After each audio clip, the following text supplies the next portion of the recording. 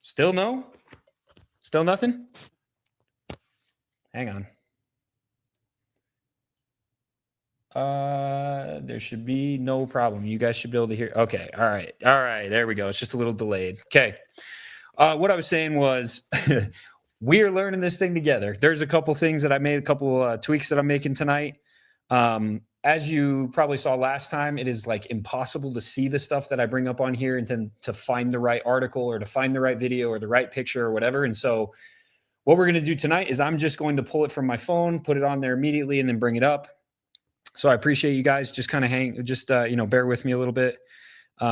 If you haven't subscribed to my YouTube yet, please do so. Go hit that subscribe button. I really appreciate you guys. And if you're not following me on X, make sure you do as well. I'm going to pull this up really quick on here so that I can also see all the, I'm going to pull this up so I can see all the super chats, because last time I couldn't see any super chats or anything like that from YouTube. So at the end of this, I will answer all the super chats. And so if you have a question or something like that, throw it in the super chat. I really appreciate the support too, guys.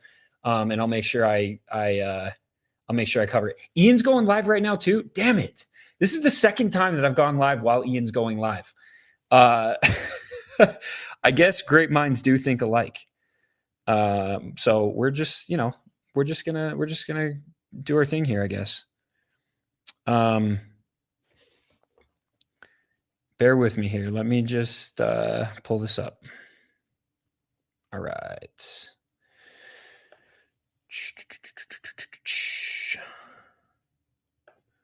How are you guys doing? How's everything going? What's new? Where are you guys coming from? Where are you guys watching from? I always love to see where you're watching from, where you're listening from. Throw it in the chat as I do this. What I'm doing, by the way, like I said, is pulling up this YouTube so I can see all the chats this time, because last time I couldn't see any of them, and I want to make sure I do, and I answer them this time. So that's what we're pulling up. So let me know where you guys at.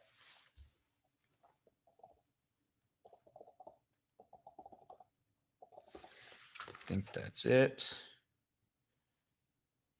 I'll tell you guys what, I swear I have like, am I the only one that just, it's super, super hard to remember passwords? Am I the only one? I swear I have like 50 passwords I have to memorize, and I don't have any of them memorized. Like, what happened to the days when we had 50 phone numbers just memorized because there's no such thing as cell phones, right? Remember that? And now we're reduced to, I can't remember shit. Hang on.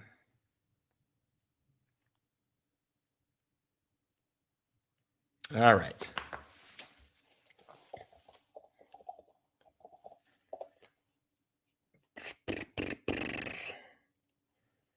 Let's see.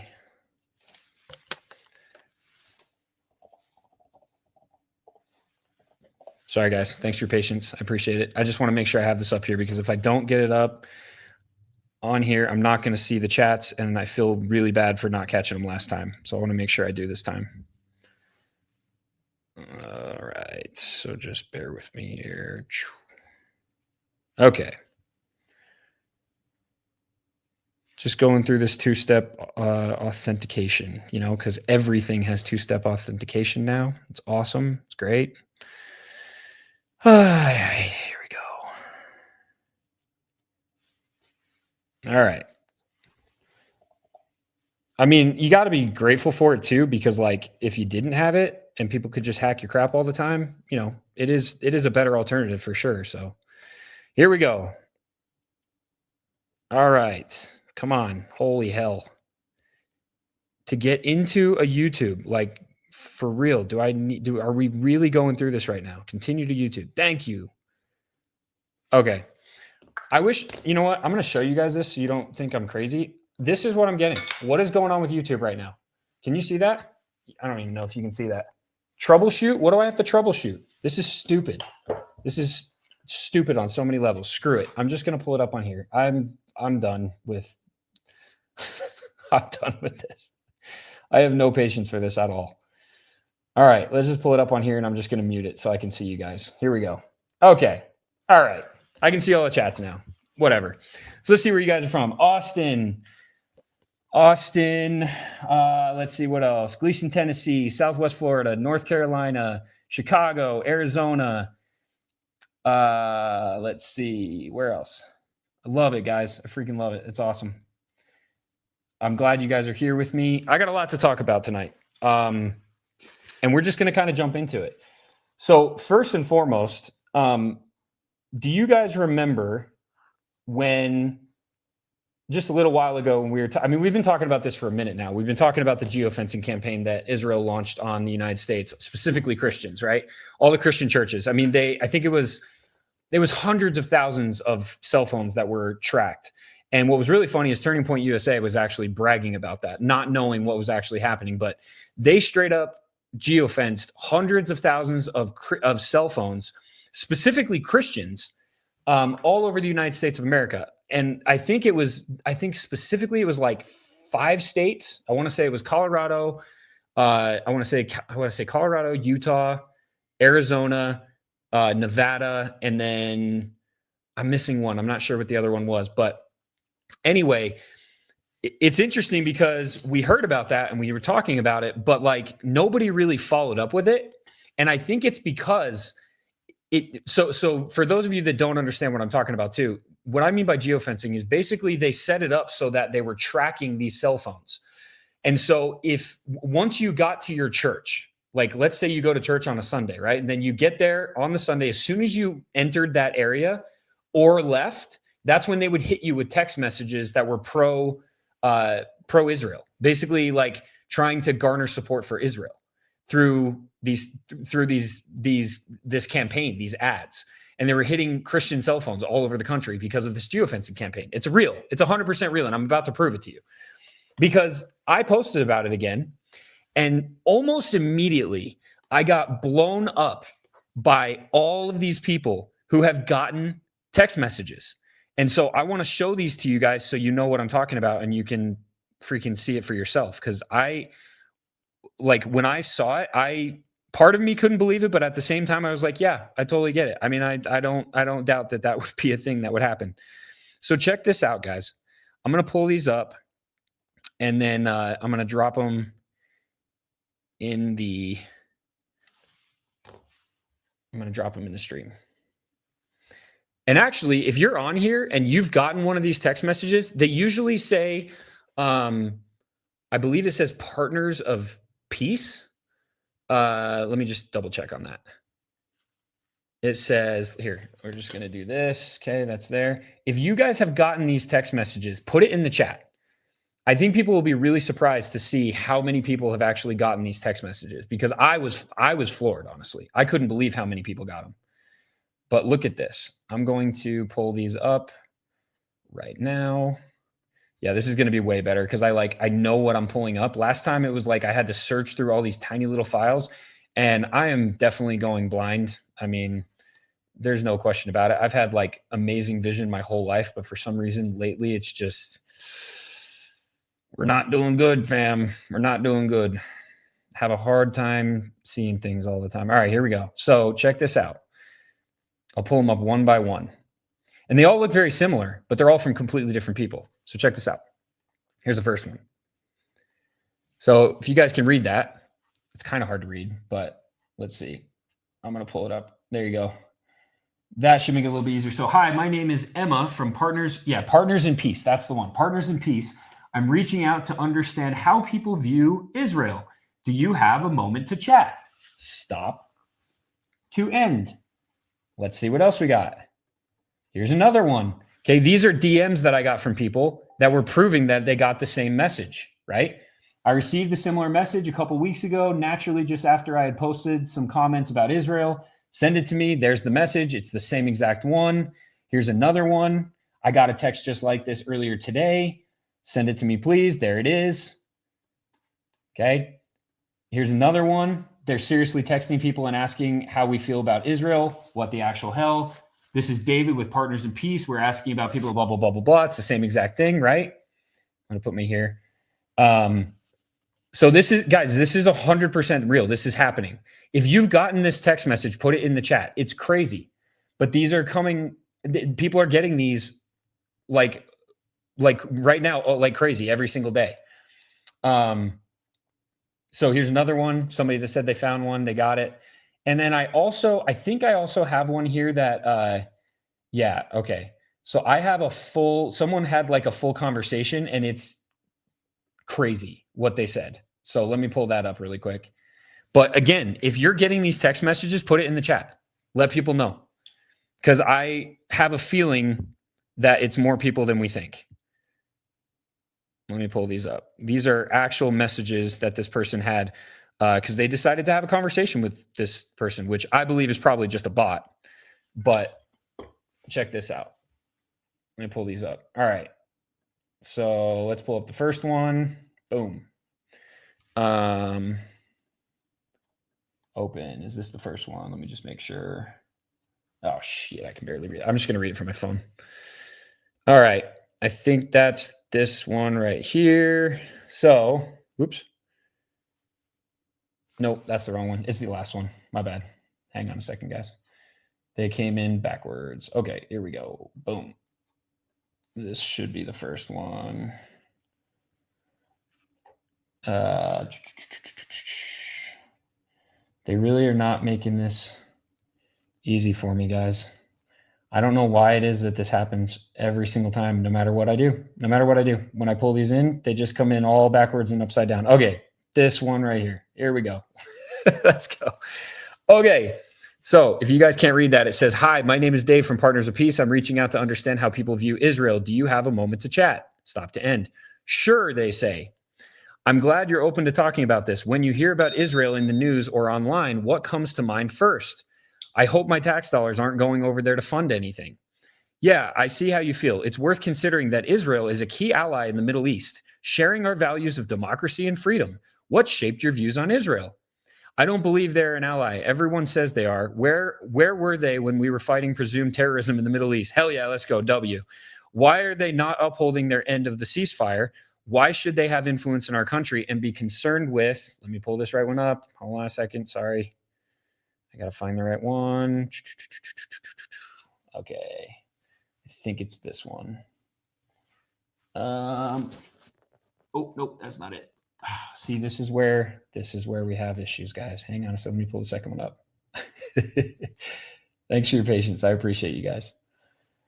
I'm trying to figure out OBS too, because Ian swears by it and it's like way more streamlined, but I just haven't had the time to put it together because it's been Black Friday, Cyber Monday, and that's been just all hands on deck. And I'm like 12 of those hands. So, it is what it is. We're just going to 1, 2, 3, 4, 5. This one. Hang on a second. That's not okay. We're getting closer. There's only 6 of them. This one right here, I think. Okay. And then I'm just going to pull them all up and then we're going to find it. Hang on. 1, 2, 3, 4, 5, 6, 7. Okay. Is it this one? Whoops. Okay.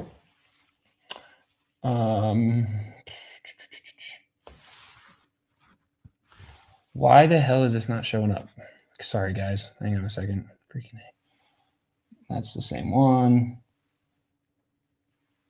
It's like not bringing the right one up for some reason. I don't know why. It's not, the file's corrupted or something on this one. Okay, is this, here we go. Okay. So it says, yeah, I see how you feel. It's worth considering that Israel is a key, we just read that one.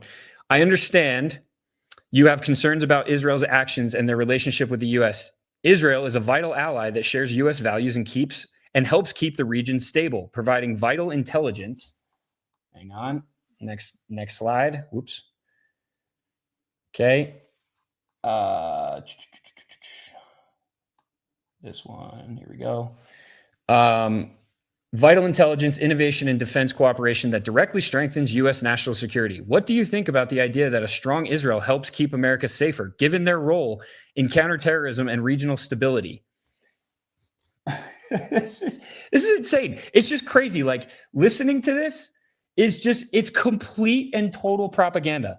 There's literally no other word for it. It's just complete, total propaganda. I guess if my main concern is OPEC, however, when Israel bombs Iran, who is actually more in line with peace talks than Israel, I'm not quite sure I care. I'd rather have my country take care of their own right now than worry about a nation accused of war crimes and genocide. Dude, this person is straight up based, though, by the way. I'm not going to put him out there because they said keep him anonymous, but based. Genocide of a nation and the killing of innocent civilians. And as far as being similar to the United States, Israel is run by secular Jews or very right-wing Jews who don't believe in the divinity of Jesus Christ. As a devout Christian, no Jewish teaching aligns with my values. They're pretty much the Antichrist when it comes to values. Holy crap. The next one. So this is the next one. I just realized this is the next one. I see how you feel. It's natural to prioritize your country's needs. But don't you think that having a strong democratic ally like Israel in the Middle East helps to counterbalance the influence of authoritarian regimes and extremist groups, ultimately benefiting the U.S. and the region as a whole? What are your thoughts on that? Why do we feel like democracy is the best way for some of these nations to be governed? We can't just go in and destabilize a country because we think democracy is better. And that's not really what happens anyway. All these countries that we have helped become democracies haven't fared so well. There has always been a resource we have wanted and exploited and used, spreading of democracy as a rationale to overthrow sovereign nations that resisted trade agreements. Democracy should be a natural maturity of a nation as they expand education. Next one. Expand education. Whoops. Oh, did she not send me that one? Hang on a second, guys. I'm trying to read through these as we go through, or as we go. Expand education. Yeah, here we go. Okay. Expand education and representation of their countrymen. It's not the job of America or Israel to overthrow governments, especially when the destabilization results in the exploitation of civilians and resources. We have manipulated far too many foreign countries and killed far too many innocent people in order to pad the pockets of politicians, banks, and corporations. Okay, next one. Let me pull this next one. I think this is the one. Yeah, okay. Nope, that's not the one. Let's go to the next one. Hang on a second. This one. Nope. Hang on a second, guys. It's hard because her texts are also like not organized. So on my phone, it looks different. And I'm trying to find the right one at the same time of like going through the ones that are wrong. But this one, let's see if this is the one right here. Nope. Sorry, one sec, guys. Is this it? Okay, here we go. Yes. I wish you guys could see the way my computer looks right now because it's freaking bananas how this works. And it's definitely not. I might just have to read it. All right, I think this might be, we'll just say here. This is it. Don't you think countries like Israel, which is a thriving democracy in a region often plagued by authoritarianism, can serve as a positive example and inspiration for others to adopt democratic values and principles, promoting stability and freedom in the long run? Where do you usually get info about world issues? TikTok, Instagram, X, YouTube, podcast, news, or friends?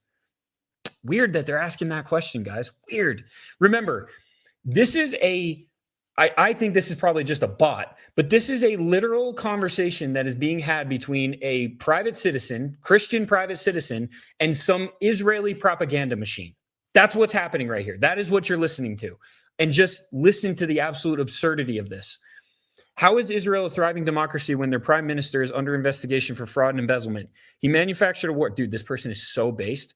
A war in order to stay in power and surround himself with Zionists who have a history of violent speech against not just Palestinians, but Christians. I read a lot of history books and enjoy documentaries. I follow a few accounts on Instagram that give full accounts of history rather than picking and choosing what suits one side or the other. Okay, now I know it's this one. Israel has a robust system of checks and balances with an independent judiciary that ensures accountability, and its democratic institutions remain strong despite individual leaders' actions, which is a testament to the country's commitment to democracy and the rule of law. Do you generally trust what you're hearing? Are you still around? I honestly don't trust most government officials. They're bought and paid for by the banks and corporations. They promise things to the people, but really don't enact any change that is lasting and effective.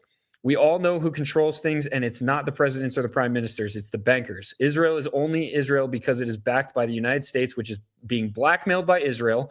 Israel blackmails other nations to keep them in check. So this idea of checks and balances, you can't have a robust system of checks and balances when they're all corrupt and looking out for their own interests. Sorry, let me pull this one up for you guys. There it is. It's the same in the United States. I don't trust forging entities to have the American people's interests. Yes, I trust my sources because they're backed by independent research that isn't gaining anything by calling out corruption on both sides. I see how you feel. It's natural to be skeptical of those in power. But let's see. What do they say next? Where is it? There it is. Okay, now we're on a roll, guys.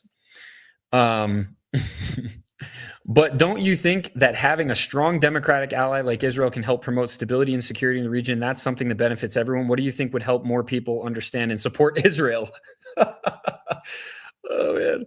Why does Israel need my support? I'm an American. They don't need my support or my tax dollars. They're a sovereign nation and needs to stand on their own without the support of foreign interference. Good luck to them.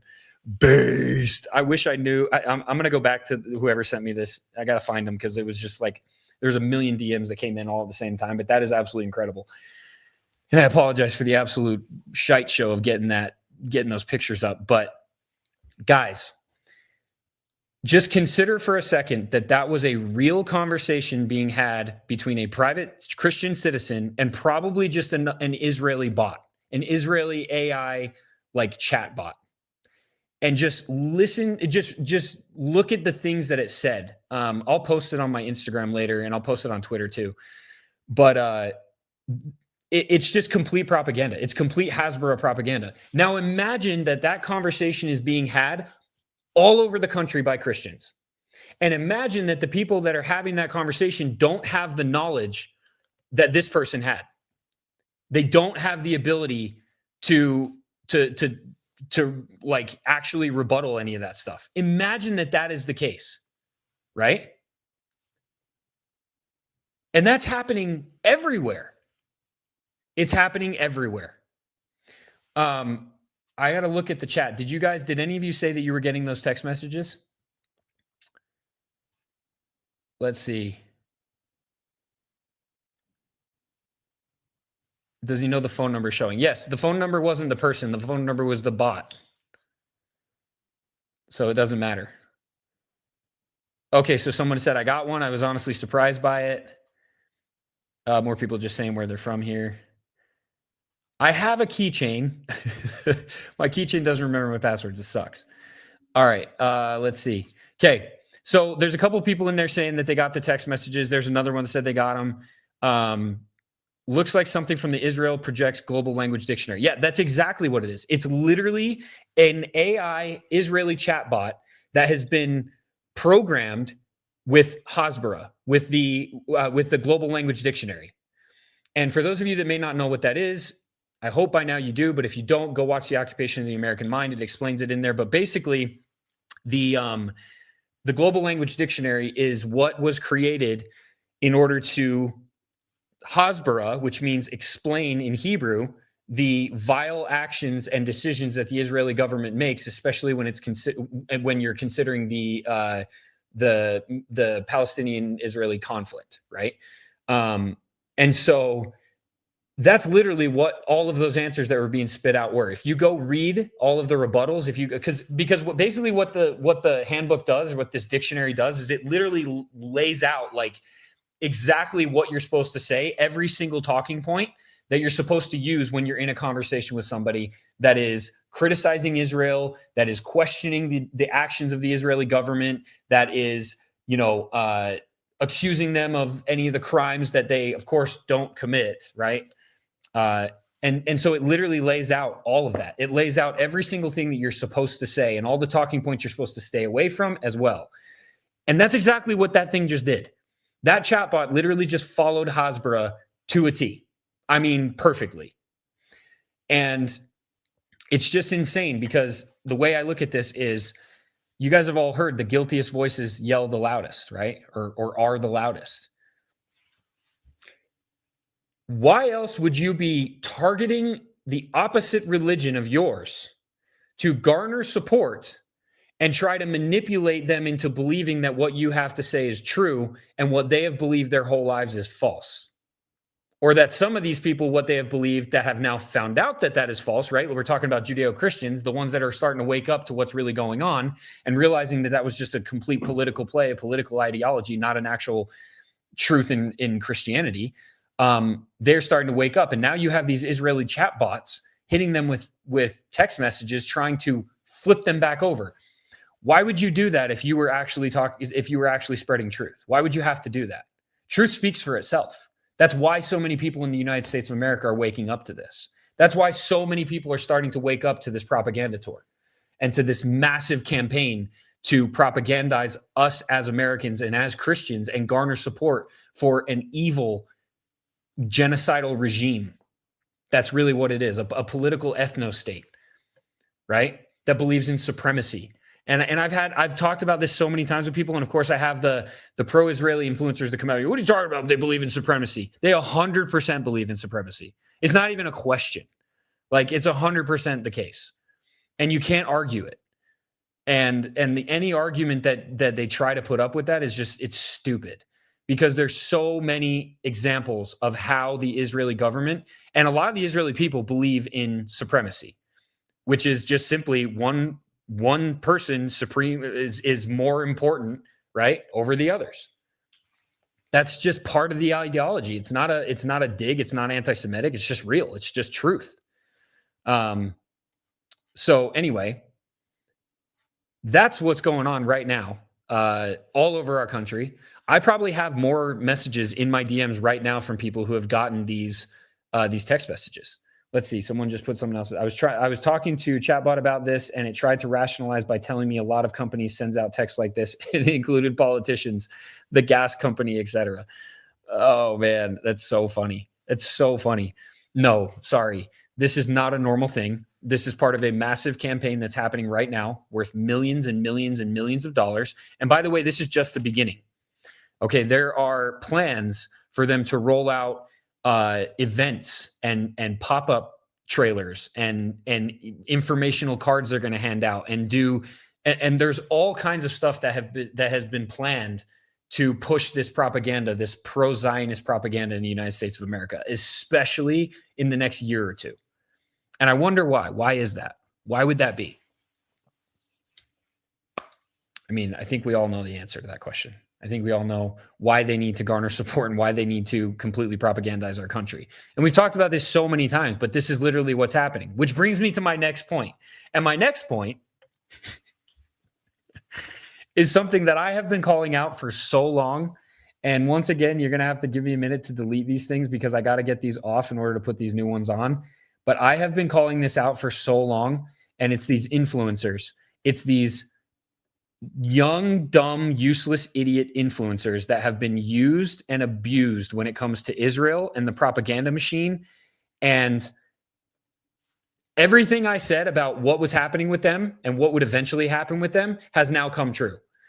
And so what I said was, these influencers that got invited to Israel, this was back in, I believe, August, every single one of them, right? This was all kind of during the time where the news about the $7,000 was coming out, that people were getting paid $7,000 to post or whatever. And what I said was basically this. I said, I don't think all these people are actually getting paid, because you don't have to get paid in money, right? Payment for propaganda and payment for this kind of stuff it doesn't always come in the form of money, especially when you're talking about these kind of influencers.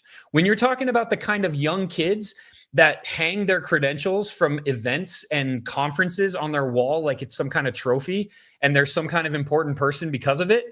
Those are the kind of people that care far more about validation and far more about what people care about, what people say about them, than they do the money they make. They care far more about being in the room than actually being someone of substance in the room. Okay? That's what these people care about. That's what these influencers care about. They're selfish, they're self-centered, and that's what they care about. They care about what you think about them, they care about what people say about them, and they care about looking cool, not actually being someone of good character and being someone of moral character. They like to pretend. And like I've said many, many, many times, these are the type of people You are watching the modern day evolution of the politicians that we hate. Eventually, these same people, if we make it this far, I mean, if we actually make it this far, this is what's going to happen. But 50, 60 years from now, these are going to be the corpses that are in Congress that we all hate, that our kids hate. It's the same pattern. It's just a different evolution.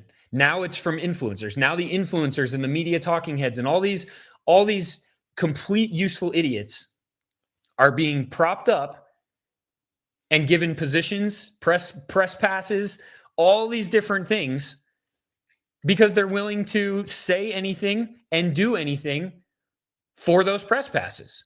They're willing to sell their entire country out if it means that they themselves get the recognition, the validation, and ultimately the control, which will eventually lead to money. And they know that as well. But my point is, it's not about money in the beginning for a lot of these people. So now let me pull some of this stuff out real quick. Let's see. All right, I'm going to pull these out now. I have people saying that my chat is lagging. Is that right? Am I lagging? Tell me if I'm lagging right now. Because on my end, it's not lagging. But tell me if I am, because I definitely want to know. All right, let's see here. I'm going to pull up just one example first, okay? And this is our poster boy. This is the guy that I've been talking about for a minute now, and everything that he has done. And I've been following it, like, you know, just paying attention to make sure that I'd be able to have the receipts. So let me just pull this up. Here we go. YouTube feed is good. You aren't lagging on YouTube. Okay, good. Yeah, sorry guys. If it's lagging on X, I don't know why. X is not always kind to me. But let's pull these up real quick. All right, here we go. I got to pull up 5 of these bad boys, so bear with me here. Boom. Next one. There really has to be like a better system with this, I swear. I'm gonna hit up Ian after this, figure out what the hell to do, because this is awful doing it this way, but whatever. All right, here we go. 2 more. 1, 2, 3, 4. And last one. I love that you guys are watching it on your TV. That's great. How do I look on the big screen? All right, here we go. Okay, so back in July, this kid, to me, he looks like he's freaking 12. When we're going to get to someone who looks even more like they're 12, but this guy, Cam Higbee, okay, if you're not familiar with him, he's one of these influencers. He's been super pro-Israel. He did a bunch of debates. He's super emotional. Every debate I've ever seen him in, he's just been absolutely ridiculous. And it's just nothing but Hasbara talking points. And he tries to act smart. He's trying so hard to be Charlie Kirk. And it's so sad. He's way too emotional. He doesn't have near the knowledge, and he doesn't have near the posture. He's Temu Charlie Kirk, Temu Charlie Kirk. But back in July, he posted this, among many other things. But this is too good. Like, it's too good, guys. I mean, it's too good. The IDF is easily the world's most moral army.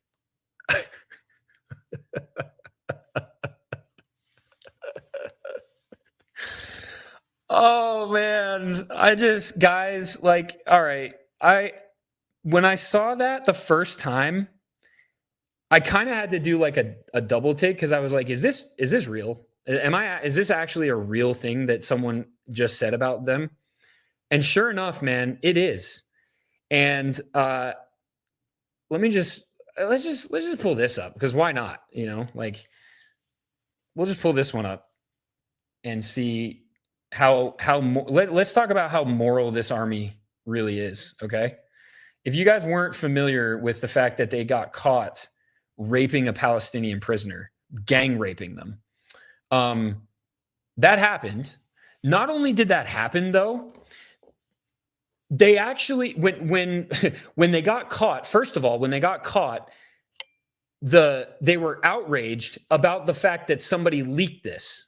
So it wasn't about the action. They weren't outraged about the action of their soldiers. And I'm talking about the government, right? This far right-wing government and Netanyahu and these clowns. They weren't outraged about the fact that their soldiers were gang raping prisoners. They were outraged about the fact that it leaked. And they said that it was one of the worst PR catastrophes in the history of the state of Israel. Those were actual words. You can look them up. I'm not going to look it up right now because it's too much. Like, it's too much to go back and forth. You can look it up right now, though. It's 100% real. But this is another thing that I pulled up. IDF soldiers accused of gang raping Palestinian prisoner applauded by the public. This is real. Okay? This is real. I've seen videos of it. Again, I'm not going to pull it up. You can go look it up. But this is real. Most moral army in the world are these guys. Like, you can't make it up, man. You can't make it up. But this is what people like this are saying. Okay, so this was back in July. And when that happened, I was like, oh, he's working towards something. And I said it a couple times. I don't typically, for anybody that's followed me for a long time, recently I've been doing more of these, like, I've been targeting these people more personally. That has never been my MO.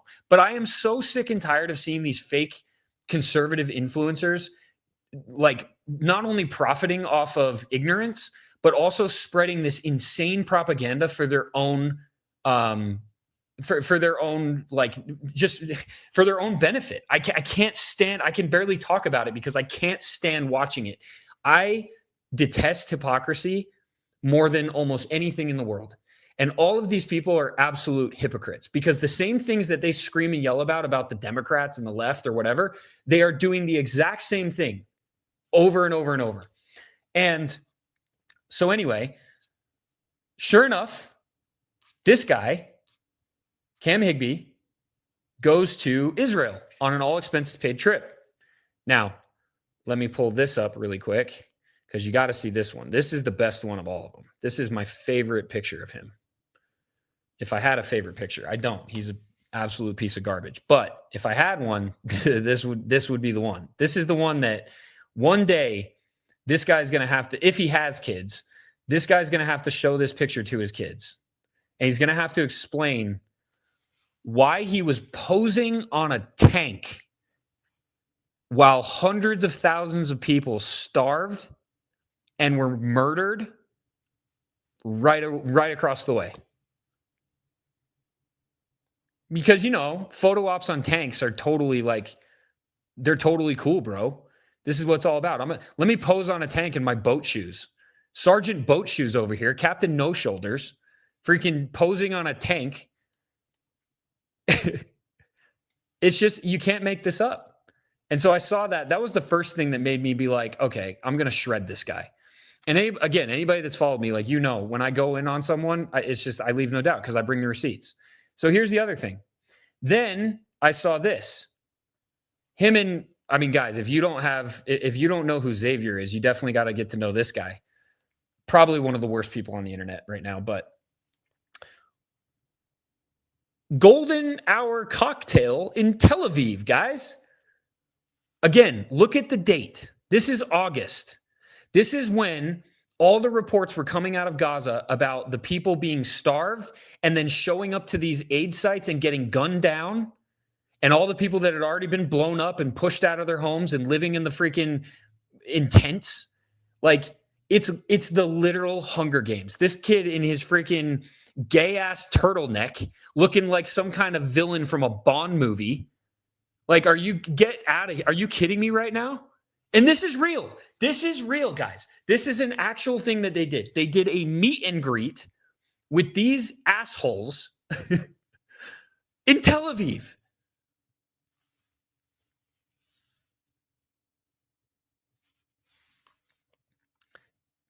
These people don't have a moral compass. And like I said, it's not about money for them. It's not about money. It's about the validation. It's about getting in front of the cameras. Here's another one. This was the other one that I saw. We'll pull this one up. I'm just going to shred this kid all night tonight. Look at this one.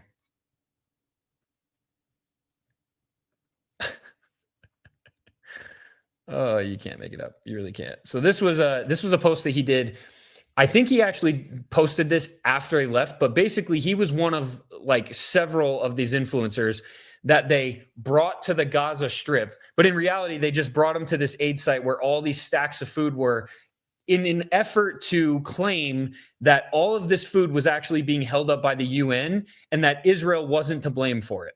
And there was all this food and it was all the UN's fault, or it was all Hamas's fault because every time they let the trucks in, Hamas would take over the trucks or whatever, like all the normal propaganda that you heard during this time.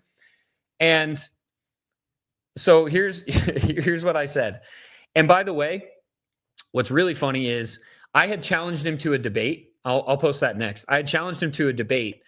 And like everybody else, of course, he agreed to it. And then he completely just never answered.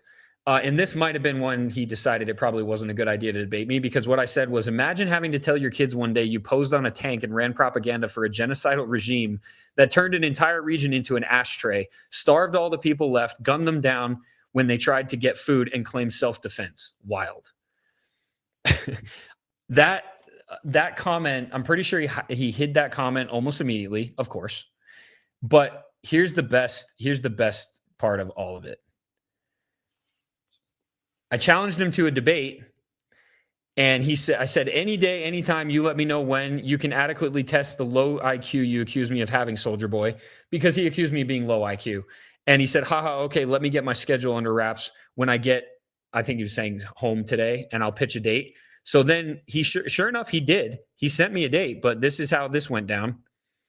Let's see. Because, I like to keep my receipts, guys, because I never want to claim something if I don't have proof of it, kind of like somebody else I know. You guys probably know who I'm talking about. So here's receipt number 2 of Cam Higbee still not answering to the debate that he himself supposedly was challenging me to, or was accepting. Here we go. Let's see here. These people just don't debate me, dude. It's very frustrating, but here we go.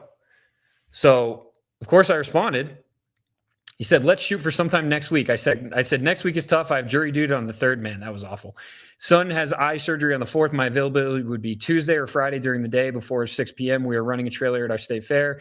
I need to be there in the evenings. He said, I can do Friday of next week, I believe. I said, what time? I'm Mountain. It's 12:47 now. And that was the last message that Mr. Cam Higbee sent me. Shortly after I made that comment, and I think that might have been why he decided that it probably wasn't a good idea to debate me. Because the thing is, these people debate people that they know don't understand the conflict. They debate people that know they don't understand the nuance of the whole situation. They don't actually have the knowledge to back things up. And as soon as people figure out that someone like me has the knowledge, and I actually know what I'm talking about, and I can actually debate, and I can actually argue these points to a point where it's basically impossible to argue with me, that's when they say, okay, I can't do this. Because they know that the only defense they have is their Hasbara. They only have the talking points that they've been given. None of these people actually think for themselves. They just spew propaganda points in order to argue with people who, quite frankly, don't really understand the conflict. They're out of their league. They shouldn't be debating it in the first place. But that's how these people work. That's how these people operate. And so anyway, that was one example, though.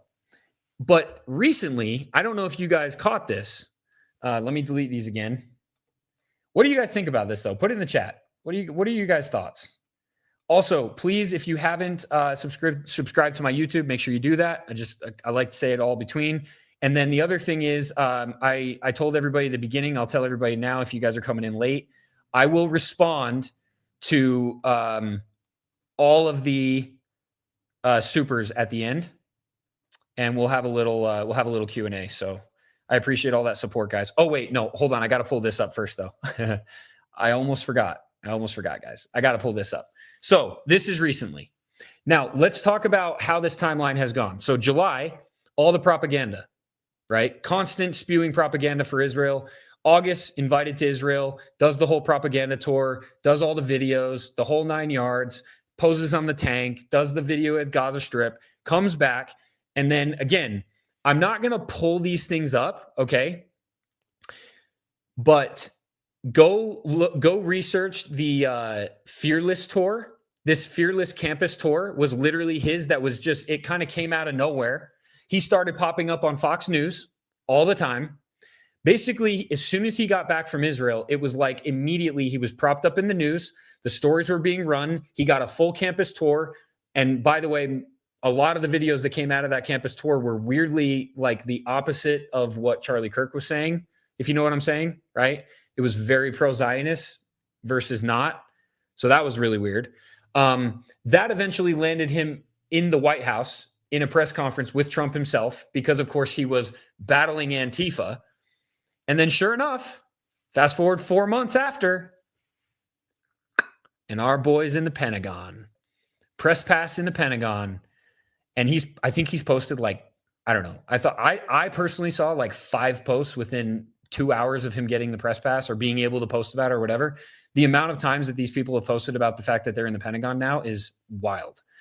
But let me remind you that not too long ago, all of the press passes for all of the other news organizations, and by the way, I am not justifying and I am not defending the mainstream media. I know that they are just as corrupt, but it is really interesting to consider the fact that all of the other media outlets, for the most part, were completely kicked out of the Pentagon, and their press passes were revoked.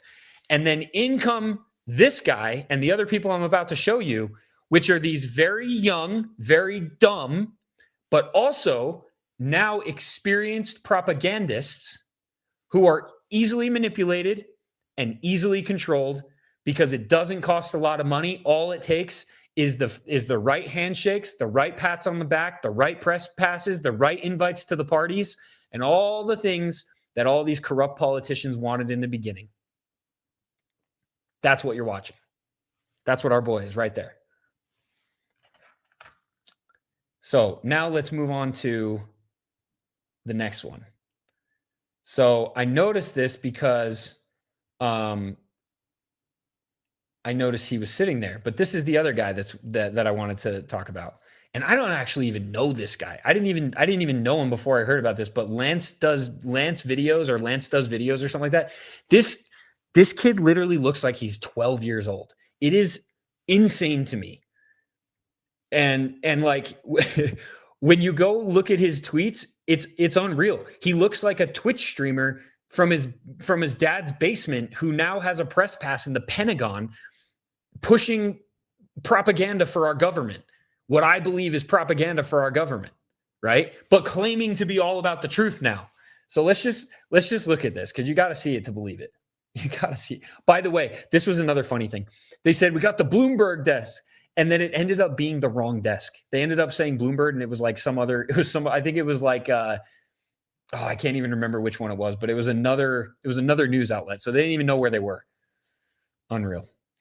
But let me pull this up real quick. All right. So bear with me here. I'm going to read some of these comments real quick while I'm doing this. I'm going to multitask a little bit. Let's see.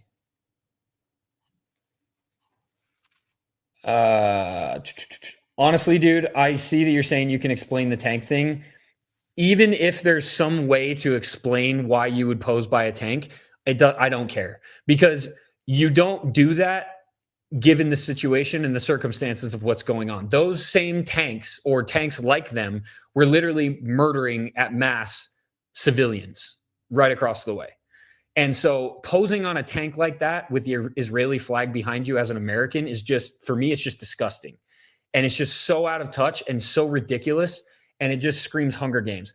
And I appreciate that there might be nuance to it. And you're welcome to message me. As a matter of fact, if you want to throw it in a super or something, I'm down to talk about it. But it's going to be really hard to convince me otherwise.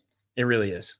I appreciate the nuance, though. I do. I'm not shutting you down. I'm just telling you it's going to be hard to convince me otherwise. It really is. They're all paid losers by Israel, in my opinion. Yeah, waiting on that Tatum Went debate. That's never going to happen, dude. He will not debate me. He is dumber than a actual bag of rocks. Guys, I cornered him on a live stream, and you can't even call it a debate because his wife was there being a freaking psychopath and all kinds of other things. But it at one point, we were talking about America first. And we were talking about the difference between patriots and loyalists. And what I told Tatum is I said, listen, Brandon, the difference between you and me is really simple. You are a loyalist and I am a patriot. And I am willing to call anybody out, no matter what side of the aisle they're on, no matter what political, like no matter what, it doesn't matter. No one gets a pass. And I said, but you, you will literally never call out your side. And he goes, what are you talking about? I call out Trump. I call out Trump all the time. And I was like, on what? When have you ever called Trump out? And it was epic. He goes, I call him out on the Epstein files. And I was like, well, we still don't have them. So where are you at with that one, big guy? No answer, of course. And then I said, listen, we're not even going to go there because I'll shred you there too. Okay. Because we still don't have these files. And the fact that you're not talking about it shows it speaks volumes. But I said, the fact alone that you are continuing to support the fact that Trump is going after people like Thomas Massey while supporting someone like Lindsey Graham is bonkers. I said, it's absolutely asinine. And I couldn't believe his response. His response was, Lindsey Graham. Well, I'm not voting for no Lindsey Graham. Who Lindsey Graham? He didn't know who Lindsey Graham was, guys. He had no clue who Lindsey Graham was. I had to explain to him who Lindsey Graham was. Here's the crazy thing. He was just at a Jewish conference with him on stage.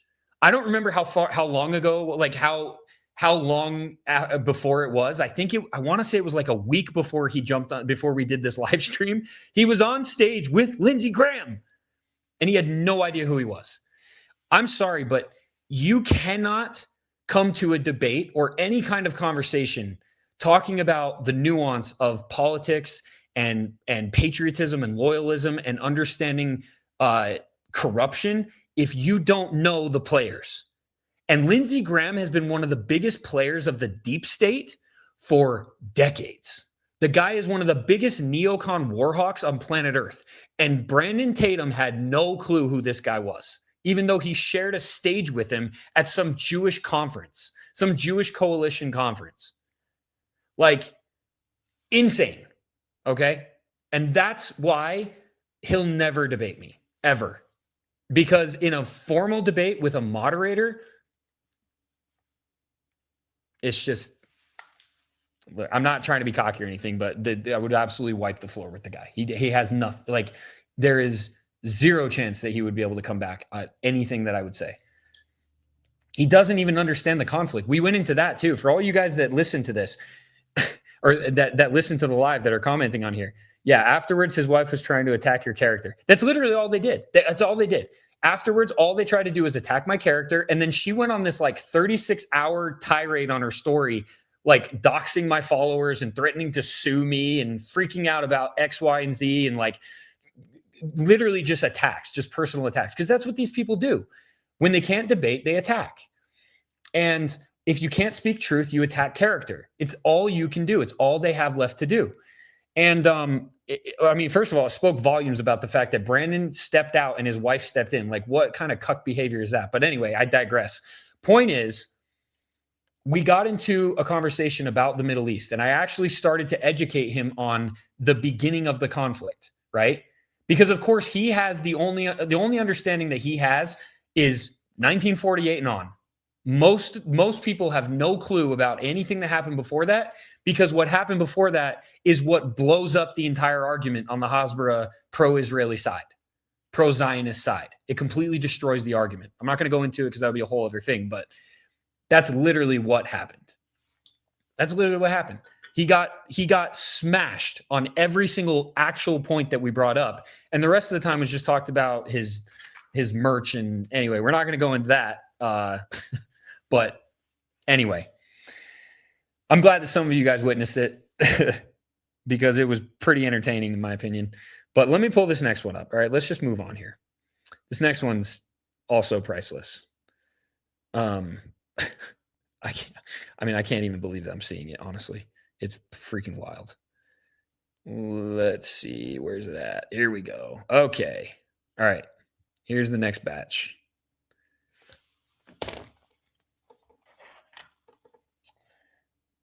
Okay. So 1, 2, 3, 4. Just pull up these 4. Here we go. So once again, let's see here. 1, 2, 3, 4. Okay. So 1. I really wish you guys could see this so you understand how ridiculous this system is that I'm working with here. It's just, there has to be a better way. But it's all good. We're doing this thing. And again, I appreciate you guys being here. I appreciate you hanging with me. This is fun. Every single time I do these, I always have so much fun. And I appreciate the support. Okay. This one's a video. Boom. Video. All right, here we go. So let's start with this one. So of course, this is the next guy. I think his name is like Vince. What is his freaking name? I don't even know what this kid's name is. Lance. His name is Lance. Lance does, let's see. Lance videos. This is the next influencer. So of course, he also posed on the tank, in his boat shoes. Because that's what we do. We pose on tanks. Again, man, I get it. I'm happy to hear your side of it, but like that to me is just ridiculous. You just don't do that. I can't imagine having to explain to my kids that I did that once all this truth comes out, and it will come out. And then there's this.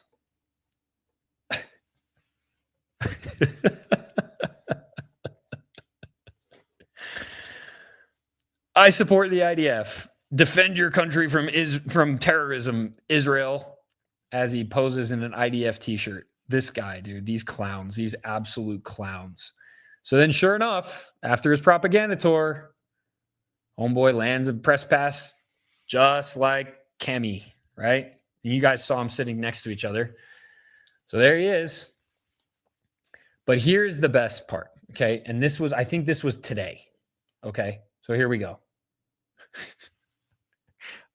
Oh, man. Are you guys ready? Are you ready for this one? It is standard procedure. Got no sound. Hold up. Hang tight. Hold on. I got to make sure we got sound on that one.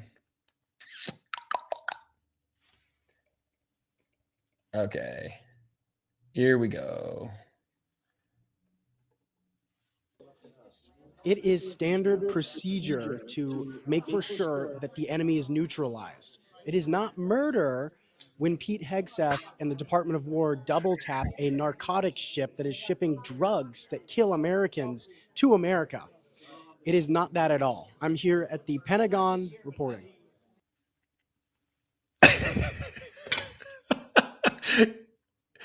Can we watch it again? Let's just watch it again. Let's just watch it one more time. It is standard procedure to make for sure that the enemy is neutralized. It is not murder when Pete Hegseth and the Department of War double tap a narcotics ship that is shipping drugs that kill Americans to America.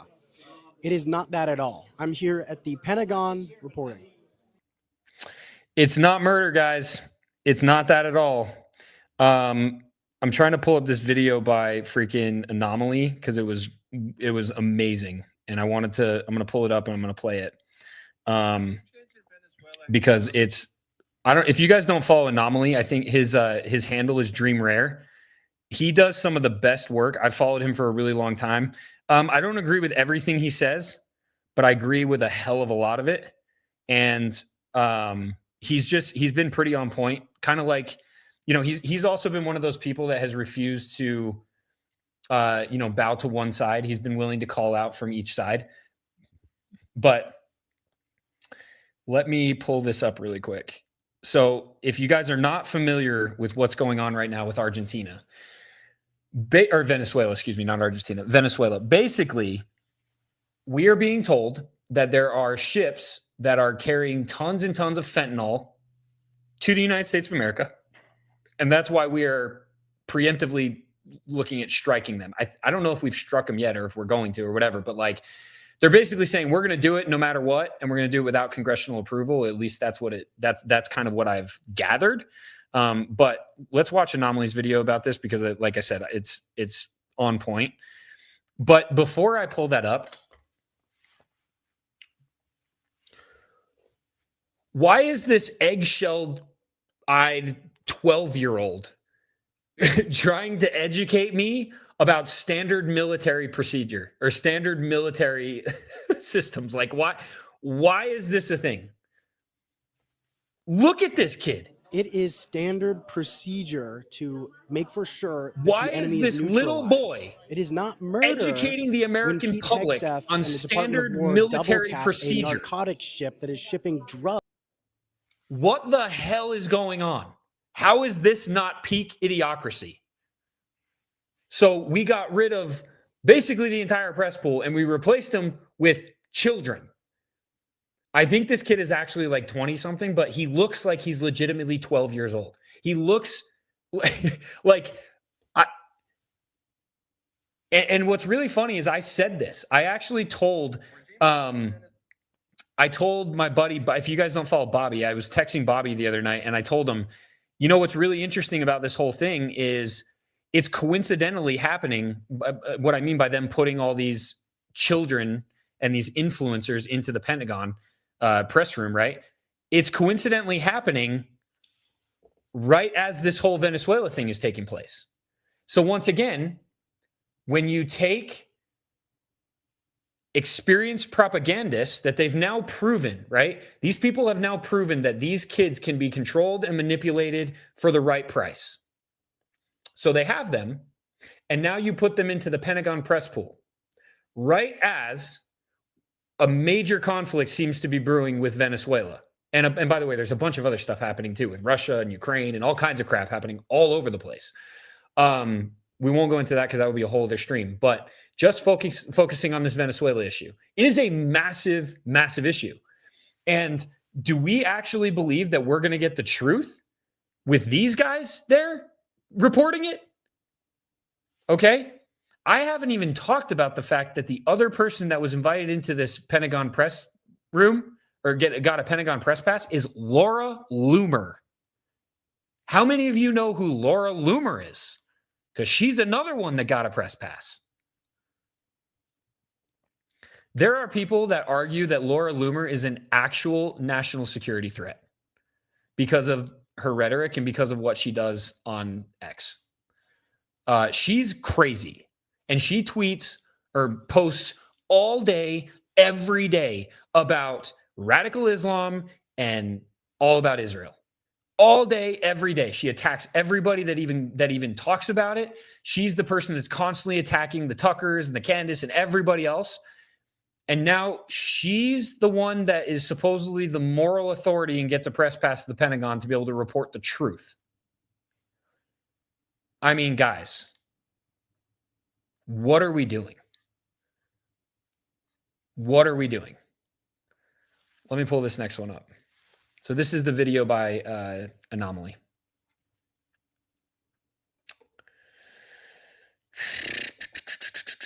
Here we go. All right. Change in Venezuela has been on the Uniparty menu for a decade now, and it's not about drugs. They're lying. Alright, let's look at the facts. Fentanyl is the deadly drug killer that's killing millions of Americans. Venezuela is responsible for about 0% of it. When it comes to all illicit drugs coming into America, Venezuela is responsible for about 5%. Trump just pardoned a Honduras leader who allegedly flooded America with 400 tons of cocaine. But you have to wonder if Trump's even really in control or it's just his donors running the show. Because earlier this year when he pardoned the Binance CEO and got backlash for it, Trump claimed he didn't really even know who he was. Here's the thing. I know nothing about it because I'm too busy doing the other. But I can only tell you that. Okay, then who made that decision? And when it comes to drugs, I won't talk about the billions of vaccines that flooded the world after Trump's Operation Warp Speed. And they want me to do public service messages and everything about everybody taking the vaccine. And look, I guess in a certain way, I'm the father of the vaccine because I was the one that pushed it. While people in almost every country were being threatened with unemployment or removal of society if they didn't get it, but That's a whole different topic. Here's Tulsi Gabbard in 2019 pleading against regime change in Venezuela. And in this clip in February 2020, Trump invited the opposition leader from Venezuela at the time, Juan Guaido, or maybe Juan Guido. I like that better. And even though Nancy Pelosi wouldn't clap for Trump if he saved her from a burning fire, here's her jumping out of her seat in joy to clap for this Venezuelan leader invited to an American State of the Union. Maduro is an illegitimate ruler, a tyrant who brutalizes his people. But Maduro's grip on tyranny will be smashed and broken. Here this evening is a very brave man who carries with him the hopes, dreams, and aspirations of all Venezuelans. Joining us in the gallery is the true and legitimate president of Venezuela, Juan Guaido. Mr. President, please take this message back to you.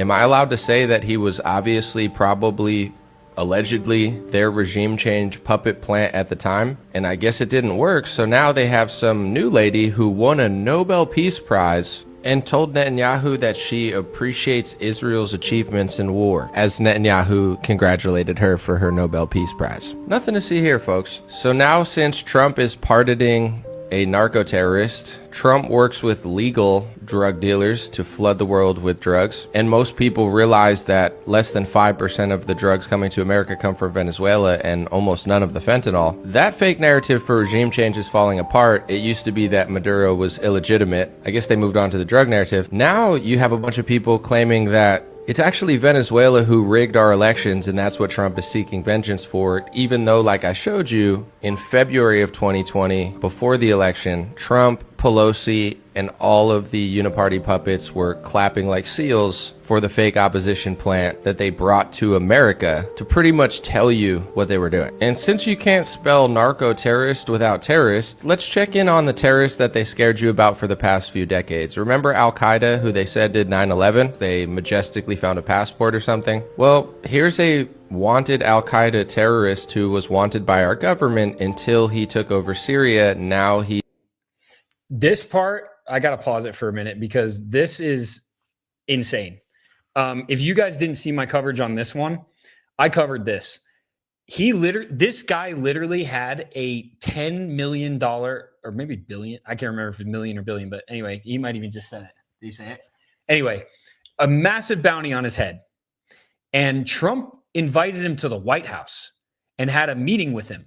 And they were playing basketball with top government officials. He was playing basketball with top government officials. This guy was wanted for like every crime in the book when it comes to terrorism. He was linked to 9/11. He was one of the worst of the worst. And all of a sudden now we're inviting him to the White House. Why? Well, watch. I'll let Anomaly explain. I did a video on this too, though. Go check it out on my Instagram because it's pretty good. Let's see. I'm going to put this up again. All right, here we go.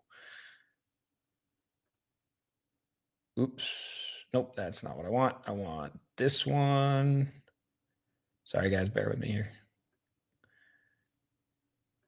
There we go. Spraying perfume with Trump in the White House, meeting with former CIA directors, and smiling with Marco Rubio. Because I guess when Al-Qaeda wants to overthrow the leader of Syria and America wants to overthrow the leader of Syria, if an Al-Qaeda guy gets in there, our government's thrilled about it. The guy who killed our National Guard member recently fought alongside the US government in Afghanistan, so I guess they just let him into the country then. And when it comes to ISIS, we also talked about this last time. If you guys weren't here, the guy that allegedly was trying to kill the National Guardsman, they not only found ties to the CIA, he was part of the Kandahar strike team. Okay, these guys were highly trained, highly informed, like high level trained soldiers and the special operations guy. And that's who this guy was. And so it's like, okay, so why did he do what he did? Did he do it because he's just, crazy PTSD for being abused for so long by these people and just decided one day, okay, screw it, I'm going to try and kill these two guys, make a statement? Or is he continuing to be used as an asset? Does it have something to do with MK Ultra?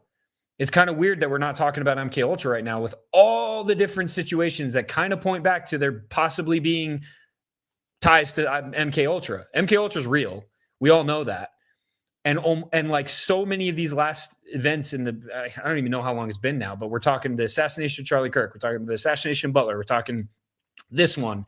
We're talking like so many of these things have been linked to the possibility of it being an MK Ultra experiment, part of MK Ultra.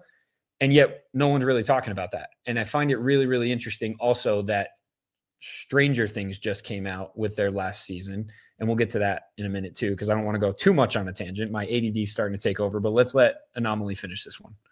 One time they attacked our great ally by a mistake and apologized to them. But right, I'm sure they're really concerned with the terrorism in South America right now. And even though they lied about Iraq, Afghanistan, Syria, Libya, and pretty much every war of our lifetime, they're telling the truth because you watch Fox News and Newsmax, right, Patriots? And a former Fox News host is now leading the Department of War to rebrand George Bush's war on terror to something more Trumpy that you guys believe, and it's totally different now because you trust them, right? Yeah, this is obviously more about Venezuela's relationship with Russia, Iran, China, and the fact that they have many boatloads of oil. And when it comes to oil, this administration is trying to punish any country working with Russia on oil. So in Venezuela, there's a way bigger regime change play there.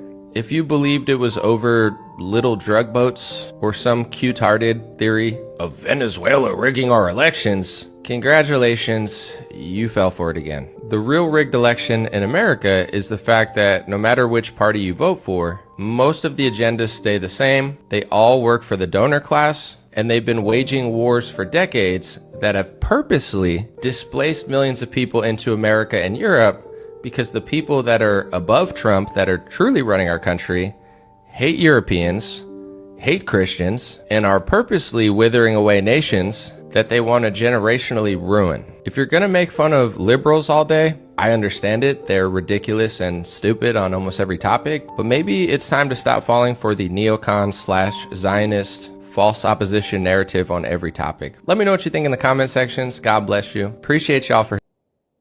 I really love, seriously, guys, I can't tell you how much I love Anomaly's takes on virtually everything he does. I like I said, there's a couple things that I don't necessarily agree with. But most of the time I agree with almost every single thing he talks about, especially when he covers topics like this, because it's so easily understandable, and he condenses it in a way that I really appreciate. It's something that I also try to do with all of my content. And so I respect it because I know how hard it is. But he does a really, really good job. So shout out to Anomaly for that. If you guys aren't following him, make sure you do. But this is the reality of what's happening right now, right?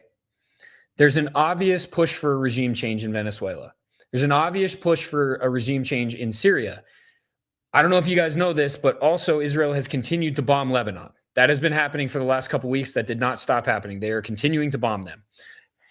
Not to mention the tensions that are happening between Russia and the United States, and has a lot to do with Ukraine and that whole situation, which again, I can't go into right now because that would be a whole other stream. But suffice it to say that there are a lot of things happening right now that will require that the public will demand answers for. And isn't it perfect that the biggest, most easily manipulated, bootlicking propagandists,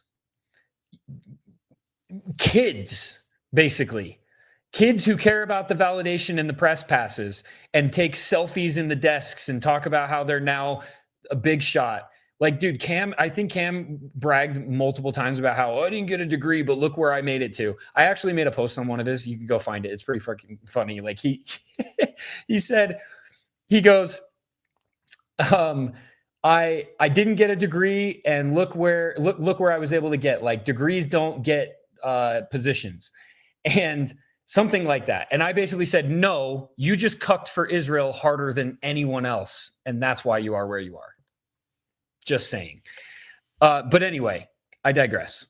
The point is, they need this. They need people that they can control the narrative with.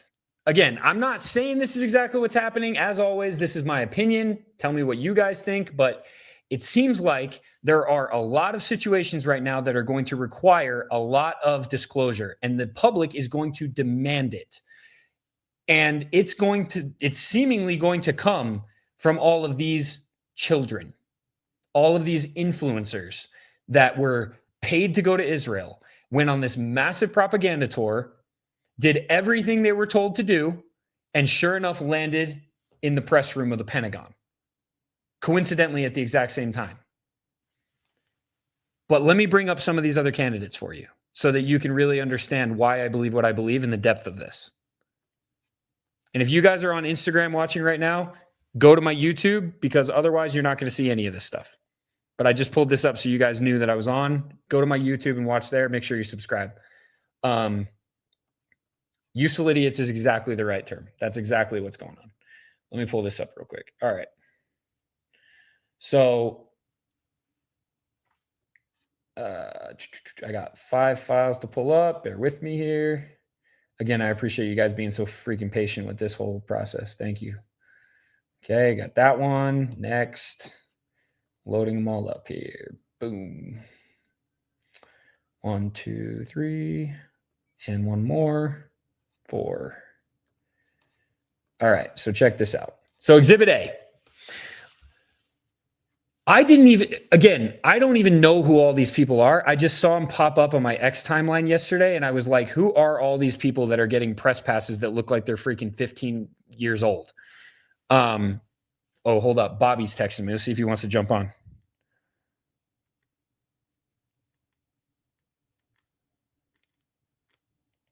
We'll see if he wants to jump on.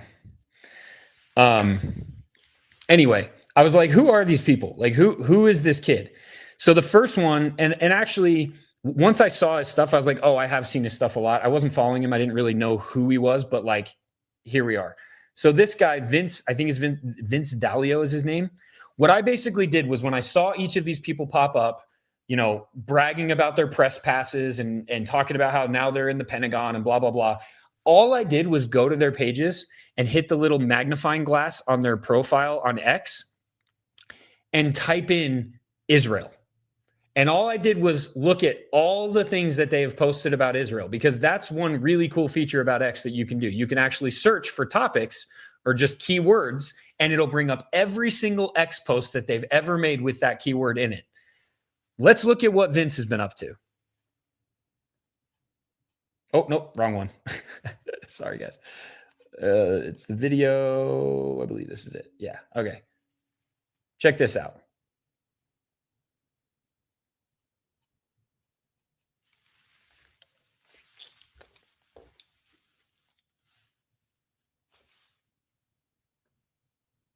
Shoot. Sorry. My bad. Go back. Why did it do that? There you go. Anyway, it goes on and on and on and on and on. All of these posts mention Israel. All of them. They all mention Israel. Every single one of them. And sure enough, here is our boy Vince. Oops. All right, there we go. This is our boy right here. There he is. Once again, so stoked about my press pass. I'm going to post in front of the freaking Pentagon sign. Like, this is, I made it, Mom. Again, why are these children in the Pentagon? Like, what? I mean, we know why, but all right, here's the next one. So the next one is this guy. I don't even know who this guy is at all. I tweeted him yesterday and he got super pissed off. He called me a leftist, which goes to show exactly why he is where he is, because immediately when someone is attacked like this, they assume that it's a leftist attacking him. And I was like, you're a moron. He called me retarded. And I was like, the more retarded thing is you assuming that I'm a leftist without actually doing some research into who I am. But anyway, Pentagon cubicle that used to belong to Dan Lamont is now mine. Out with the propagandists and hacks. In with the truth tellers who love America. Okay, let's see. What is this guy's name? R.C. Maxwell. Let's see what R.C. Maxwell actually believes. Well, the interesting thing is, in 2024, he said, the Biden White House says a ceasefire between Israel and Hamas is around the corner. And of course, he posted a meme talking about Groundhog Day, insinuating that nothing was going to happen because ceasefires never actually work. And we all know that they are always broken by Israel, right? But coincidentally, in October of this year, just this last month, President Trump greeting the released hostages in Israel is going to be a photo for the ages, Nobel Peace Prize. Just one small example of why this guy is where he is. Once again, seem to be pretty experienced in the whole propaganda thing. And they seem to be the type of people that will sway their opinion as long as it's party aligned. Like this whole tribal identity politics, these people reek of it. And so that's what you need. That's what you need. You need that kind of person in this position, because when the news starts breaking, they're not going to ask the difficult questions. They're going to lead the person that's talking. They're only going to ask the questions that are going to confirm bias. And this is such a dangerous, dangerous thing. And I am not saying that that's not what's happened in the past with the mainstream media either, by the way. I know all this media is freaking corrupt. One of them actually posted yesterday, I can't remember who it was, but they said the legacy media is dead. And I said, newsflash, you are now the legacy media. You are no different than the mainstream media that we've hated for so long. You are willing to say anything, even if it's not the truth, depending on what you get from it. And no matter what you do to stir up chaos and to rile up the public and to create division, it's all the same tactics. It just has a different look. Now it's just the influencers. It's the influencers making their selfie videos looking like a freaking 12-year-old Twitch streamer trying to educate us. Trying to educate us on standard military procedure. You can't make it up, man. You can't make it up. That's what we're dealing with now. But it gets better. It gets better. Let's show some more receipts. Here we go. So there's this freaking demon. Oh, I can't even believe this is a thing. Laura freaking Loomer is now in the Pentagon press. Like, let me pull up. I have a video for her too. Hang on a second. Let me pull this up. Because I did the same thing with old Laura, of course. Wanted to see, what are we working with, Laura? Let's see. What have you been doing as far as Israel goes? And here's what we got. Let me pull it up here for you.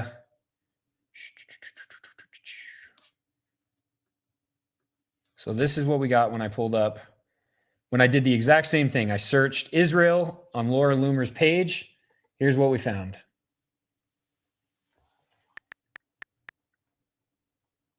All right, here we go.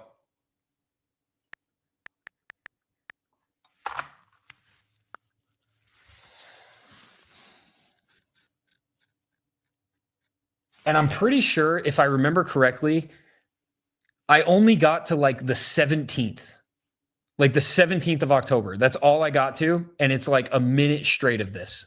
Just nonstop propaganda. Nonstop. Yeah, I agree. I agree, Ashley. She is absolutely intolerable.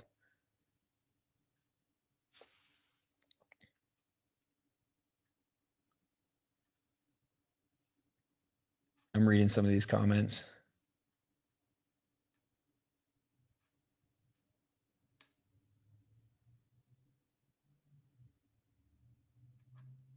Like, look at this. It's still going. It's just non-stop propaganda.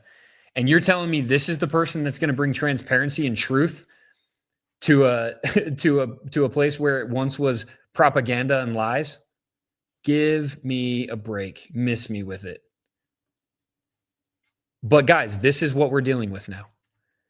This is the reality. This is, I mean, if anything, the way that I look at this is, I think a lot of people are starting to realize how the system actually works and how it's so rigged against us because they're starting to see it from a different place, right? Because when you watch it from, let's just say that you're more right wing. Let's just say you are right wing. Let's say you're Republican or whatever, and you're watching Democrats. It's so easy to see it in a way that just confirms your complete bias, right? And it's like, yeah, we know the deep state exists. We know that this is real. We know that there's corruption, blah, blah, blah. But it's like, but during that time, I think if everybody's honest with themselves, you'll say that you wouldn't consider, most people, not everybody, but most people in that situation would not consider their party to be affected by that same corruption. Maybe a different kind, but not that same stuff. And like, I think a lot of people for a long time have not believed that it truly is two wings of the exact same bird, right? I think a lot of people are starting to wake up to that fact. And it's important. And I talked about this on the last live stream as well, about how everybody is trying to say that, quote unquote, the right is being divided, right? But that's not what's actually happening. The right is not being divided.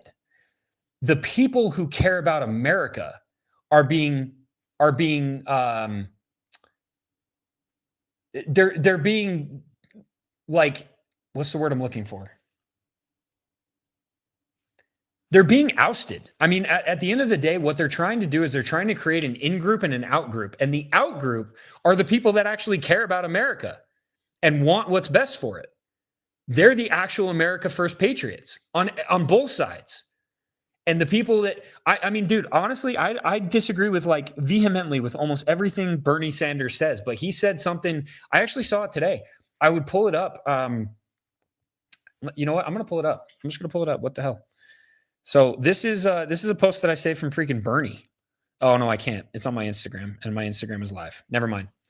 I'll maybe post it later or something. But he was basically calling out the administration for everything that they're doing, botching this Epstein files thing, and also everything they're doing with Venezuela. And everything he said was on point. Like, I can't argue with it. I literally can't argue with it.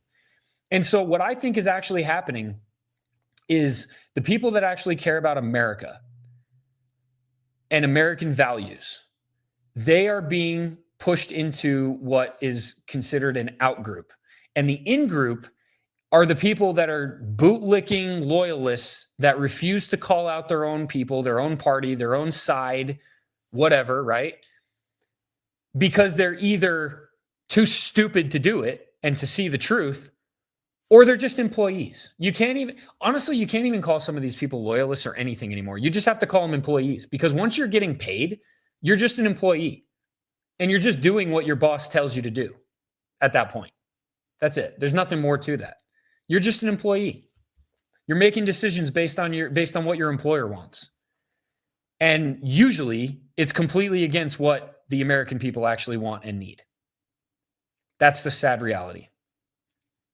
MIGA. Yeah, that's exactly what it is. It's MIGA. And the title of this whole thing was the effort to subvert Christianity. Well, I just want you to consider how that is so tied into everything that I'm talking about with the subversion of America First as well, right? Because I hate to say it, but it all kind of leads back to one place. I saw another crazy video today. Man, I wish I would have pulled this one up too. You know what? I'll be right back, guys. I'm going to pull this one up for sure. So my buddy, if you guys didn't see this one, my buddy Blake did a post today that was actually fantastic. And he's actually really, really intelligent and really well-versed in just Christianity in general. I believe he used to be a pastor. And he's super smart. And people have been asking him to talk about this stuff for a very long time, because he comes from a place of actual knowledge, not just like bombastic, kind of like, I I don't know, just rhetoric. Like he actually understands what he's talking about. I'm going to post this for you guys real quick, because this was actually a phenomenal video, and it makes sense. It has, I mean, the engagement's insane on it right now. But that's another point too. I was talking to somebody today that was like, actually, I think it was actually Blake. Blake was saying, I don't really want to speak up about this too much because I feel like I'm just yelling into an echo chamber. And what I told him was, I said, look, normally that would be the case. Normally it would be about an echo chamber. But the reality is, I don't think that's the case anymore. I think that with this topic of Israel and Zionism and the subversion of Christianity, I don't think that it's an echo chamber anymore. There are so many people from every side, every walk of life, people that have no clue about any of this stuff that are really starting to learn, that are actually starting to open their eyes to this and are like, holy crap, I have been told lies my entire life. And it's not, it's real. I don't believe that it's an echo chamber. It's really not. There's a lot of people that are just, they're straight up learning. And so I told Blake, I was like, you need, because of who you are and because of the unique perspective that you bring, you need to be more outspoken about this. But let me play this video by him really quick. Shout out to Blake. Let's watch this real quick. Let me pull it up. All right. So this is, and I'm going to go live again real quick. This is Blake Reynolds. And for us Jews, there wouldn't be Christmas the way you know it. Look at that. Because, you know, Irving Berlin wrote White Christmas and redefined Christmas music. Until then, it was all like Jesus music. And well, if we're going to brag about holidays you're responsible for, you should go ahead and throw in Easter with that. Like, it's a weird flex to me that you want to talk about, well, Christmas music was going to suck because they only sung about Jesus, but now because of us Jews, we sing about White Christmas. You know, we got the reindeer, we got the sleighs, the Santa Claus, we got the whole thing. Like, we literally took Jesus out of Christmas music and made it good and iconic. Like, this is what you're saying out loud, and it's weird to me how Christians will follow this conversation up with going, oh my God, Jews were responsible for White Christmas? This is so good. Like, my kids love Christmas songs now. Like, yeah, keep flexing. Keep flexing. It's a weird conversation to have out loud and publicly. Like, yeah, we killed Jesus again. I mean, he's not wrong. Like, and this is real. This lady really, she's really saying that right out in front of everybody, like out loud. She is saying, we made Christmas better, Christmas music specifically better, because we eliminated Jesus Christ and made it more about Rudolph and Santa and reindeer and snow and like White Christmas and all these other things, which, don't get me wrong, I love Christmas music and I love all those things. But Christmas is about Jesus Christ. That is ultimately what Christmas is supposed to be about. And I'm not saying I'm the best at it. I know all of us are guilty of buying into the stuff that is super fun with Santa Claus and the elves and North Pole and like all that stuff. I mean, if you don't, like, whatever, miss me with it. But like, we all do. I love that part of Christmas. I love the traditional stuff. I love the fun stuff. But the fact is, yeah, what you said right there, I'm gonna pin this one. Jesus is the reason for the season. 100%. That is a fact. And here you have somebody who is Jewish, not only saying they did this, but bragging about the fact that they made Christmas better because they eliminated Jesus Christ from Christmas songs and made them more about all the tradition stuff that has nothing to do with Jesus Christ. Like, what are we doing here? What are we doing? I'm going to play it one more time for anybody that hadn't seen this, that's just getting on here. If you guys are not on YouTube, get on YouTube. I'm going to play this again. Here we go. And I appreciate that comment, Audrey. That's a great comment. And it's totally true. I'm going to play this one more time. Listen, for us Jews, there wouldn't be Christmas the way you know it. Look at that. Because, you know, Irving Berlin wrote White Christmas and redefined Christmas music. Until then, it was all like Jesus music. And Well, if we're going to brag about holidays you're responsible for, you should go ahead and throw in Easter with that. Like, it's a weird flex to me that you want to talk about, well, Christmas music was going to suck because they only sung about Jesus, but now because of us Jews, we sing about white Christmas. You know, we got the reindeer, we got the sleighs, the Santa Claus, we got the whole thing. Like, we literally took Jesus out of Christmas music and made it good and iconic. Like, this is what you're saying out loud, and it's weird to me how Christians will follow this conversation up with going, oh my God, Jews were responsible for white Christmas? This is so good. Like, my kids love Christmas songs now. Like, yeah, keep flexing. Keep flexing. It's a weird conversation to have out loud and publicly. Like, yeah, we killed Jesus again. That last part gets me every time, though. We killed Jesus again. Listen, guys. I'm actually going to make a video about this on Instagram. There's a couple things that I'm going to include in it. A shorter version of basically everything we've talked about tonight. Once again, I just want to say thank you so much for being on here, guys. Please, if you haven't subscribed to my YouTube, please do so.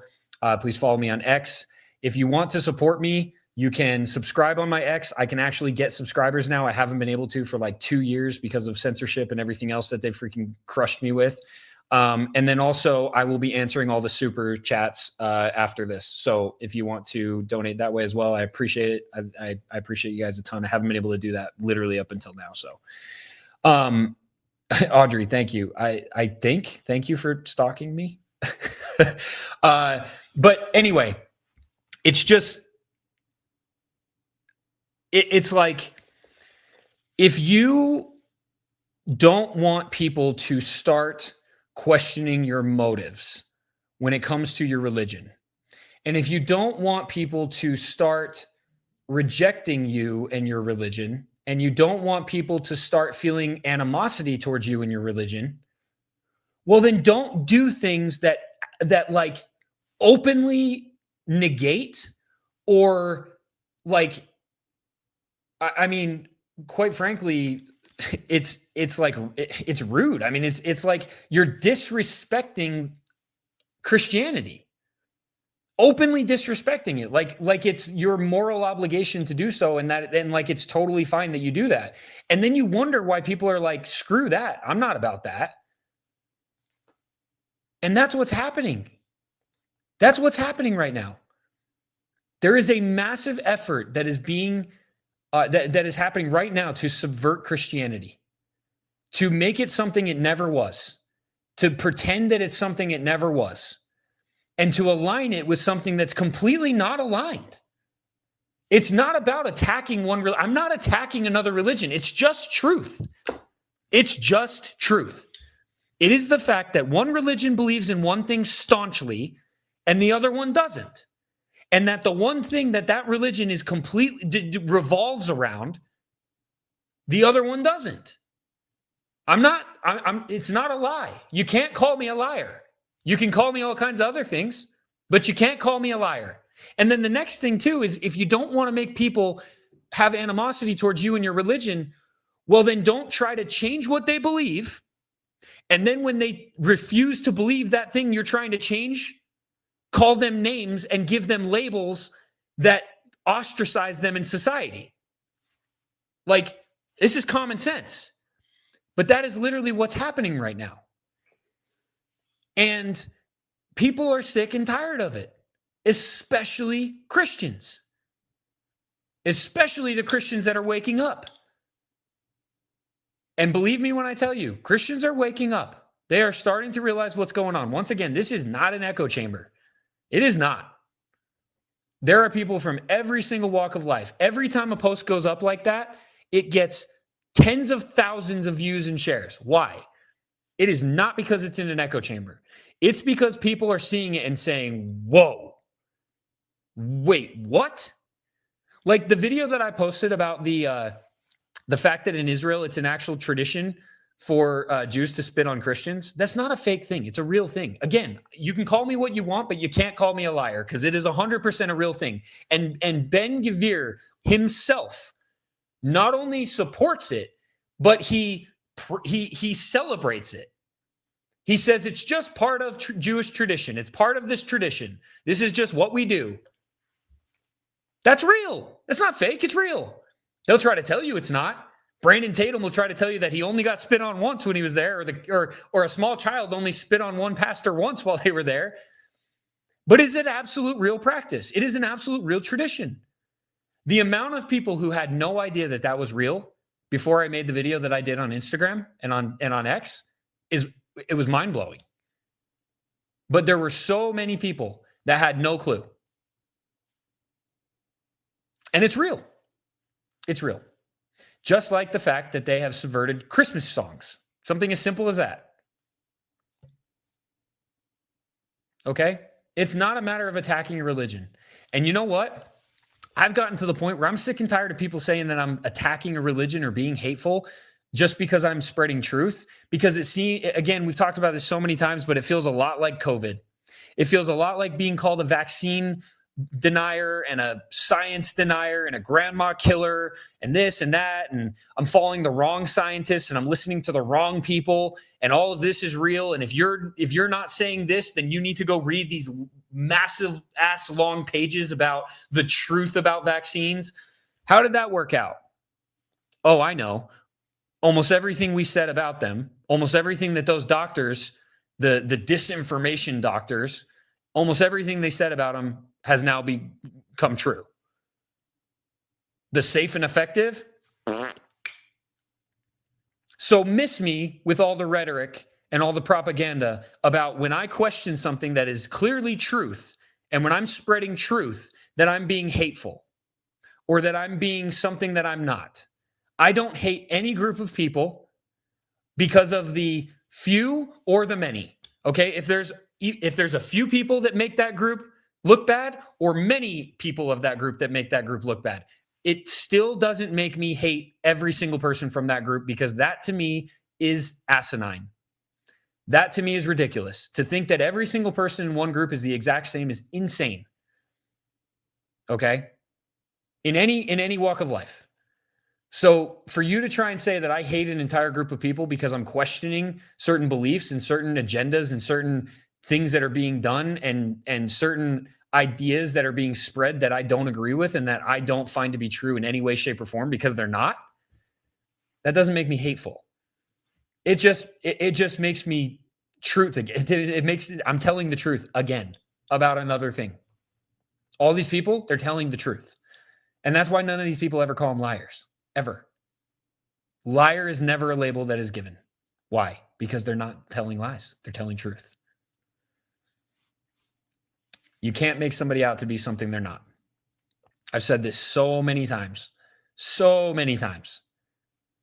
Okay, but the reality is there's an absolute agenda right now to not only garner support for and propagandize the younger generation into supporting this country and everything that they're doing and the money and the aid and all the other things that we do because they're supposedly our greatest ally. There's not only that going on, but there is also a very real agenda to completely subvert Christianity and make it seem like it's something that it's not. Coincidentally, that it's completely aligned with the same agenda that this country is constantly being run by. In this country, I mean, is Israel, not the United States of America. Okay. And everybody that's out there also saying, oh, Israel's not controlling us. Like, what are you talking about? That's not real. That's not really happening. Blah, blah, blah, blah, blah. It's Qatar. I mean, there's so many funny things to say about that, but let me just start here. Netanyahu is about to have his 5th visit to the White House in less than 10 months, or maybe 10 months total. Okay? Do you guys remember the memes and everything else that came from old general jumpsuit, general sweatsuit coming in and meeting at the White House with the Biden administration, Vladimir Zelensky? Who remembers the outrage? Who remembers how many people would create the memes and get pissed off on the right, specifically? All the MAGA people that were so outspoken about how many times is this guy going to come to the White House? How many times is this guy going to show up in our news? How many times is this? How many blah, blah, blah, blah. Who remembers that? I do. I sure do. I looked something up yesterday because I was really curious. Like when I saw the fact that Netanyahu was about to have his 5th visit to the White House in 10 months, I was like, I wonder how many times Zelensky actually came to the White House under the Biden administration, because it seemed like a freaking ton. It seemed like every time we turned around, that guy was here in this country in the White House.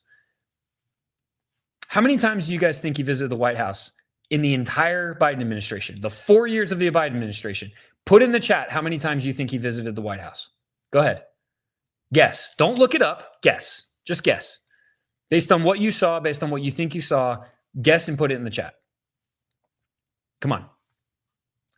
Let's see what you guys think. Go ahead.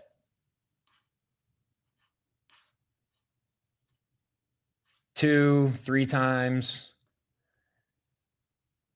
What do you guys think? Okay, in Instagram, we got 7, 5, 12, 8. What else? Let's see. 24, 4, 5, 8. They did roast him for his clothes. I mean, he showed up in a sweatsuit every time. What do you, come on. 3. Okay. Let's see. 8, 20, 13.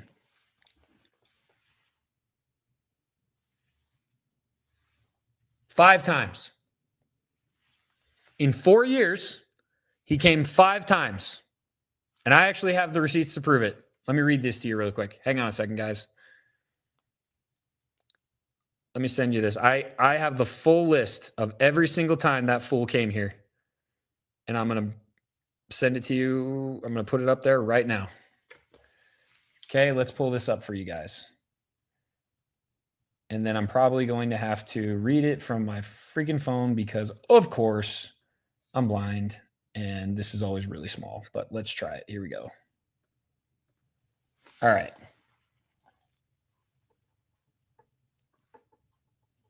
Actually, I can read the okay. All right, here we go. September 1st, 2021, first Oval Office meeting with Biden during the U.S. withdrawal from Afghanistan. December 21st, 2022, wartime visit, Oval Office meeting, the joint press conference, plus Zelensky's address to Congress.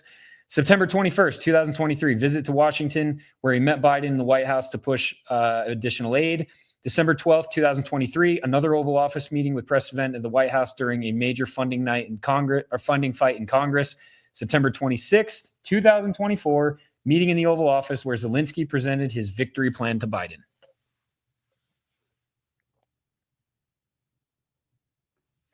Five times.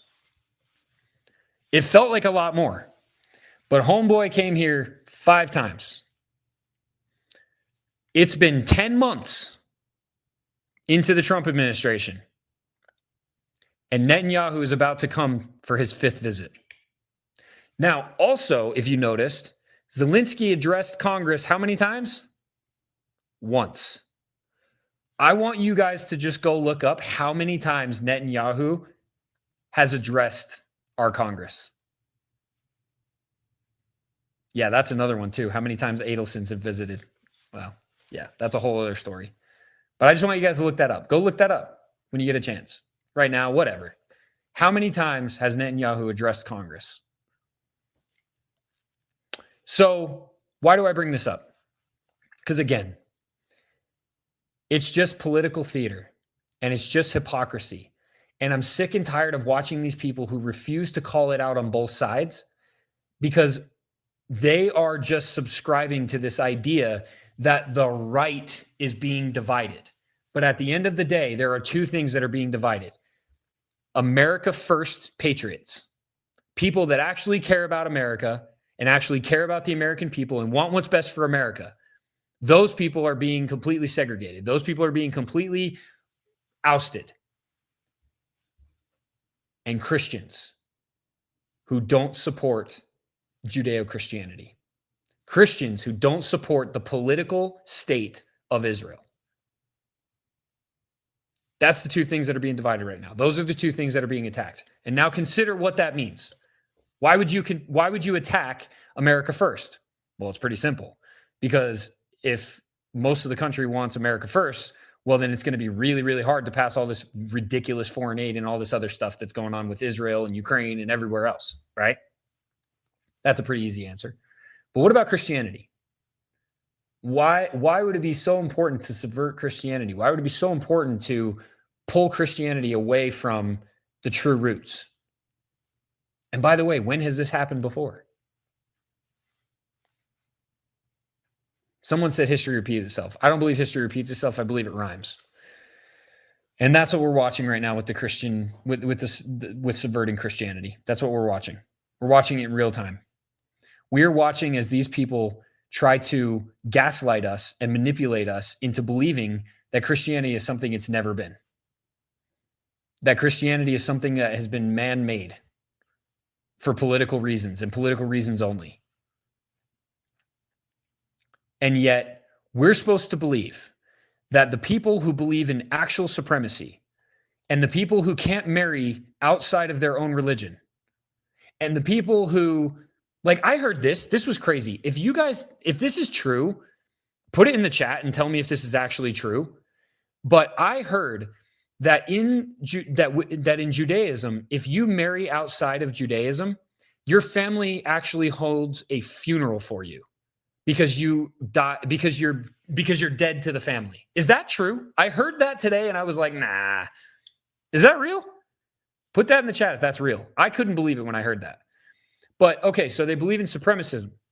They believe in you can't marry, and I know people will try to debunk this, and I've already shoved it right back in their face, but you can't marry outside of your religion, okay?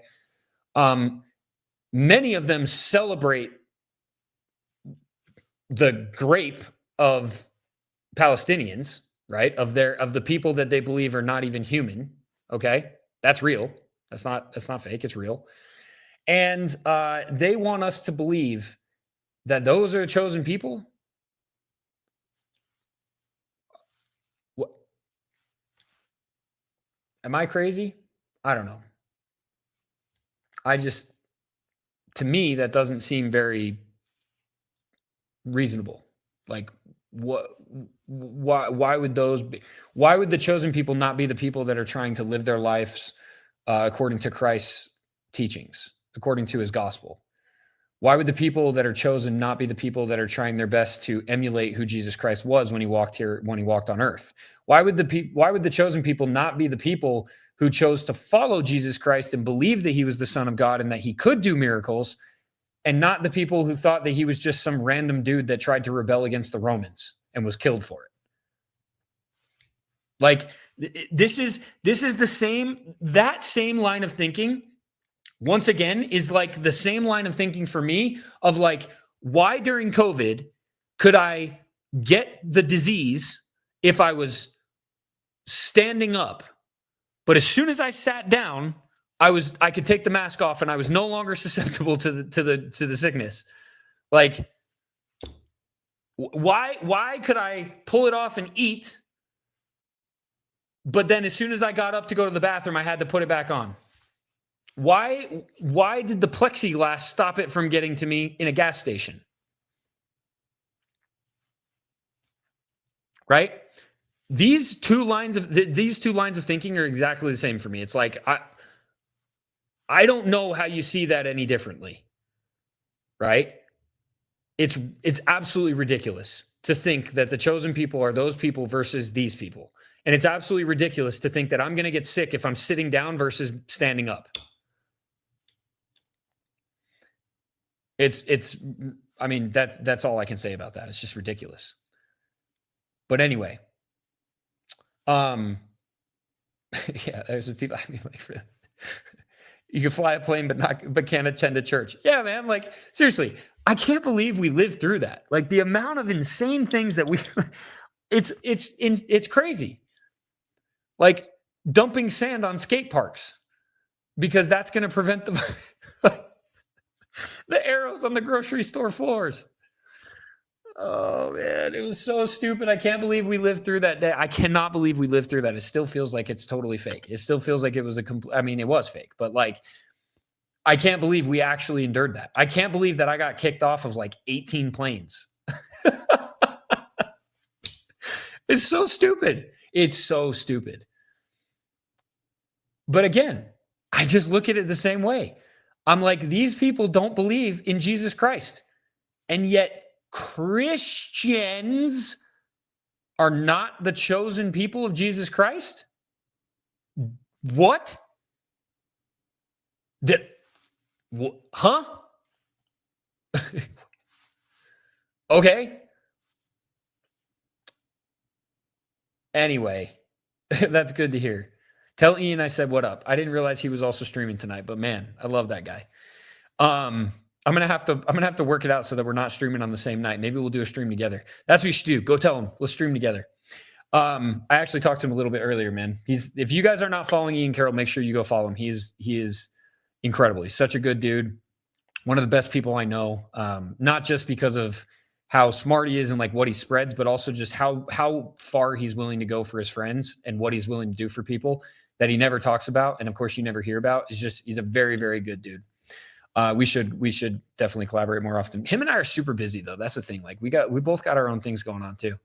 You know, I've been swamped with the whole Black Friday thing, but anyway, let's end this. I'm going to get into some of these supers and answer some of these questions if you guys have any in there. And if not, then we'll call it a night. But, I also want to let you guys know, make sure you subscribe to my YouTube. I have 2 guests that are coming on this week. If you guys don't know Clyde Dix, he's the first one. He's freaking awesome. If you guys aren't following him, follow the real Clyde Dix. You've probably seen his stuff pop up, but he is disgustingly educated when it comes to the fallacy of Zionism and everything regarding that. And then I have Cato DeSora coming on, which many of you may not know who he is, but he is disgustingly educated in religion and Judaism and all that stuff. And so we're going to do a podcast from a place, because he is not Christian. Cato is not Christian.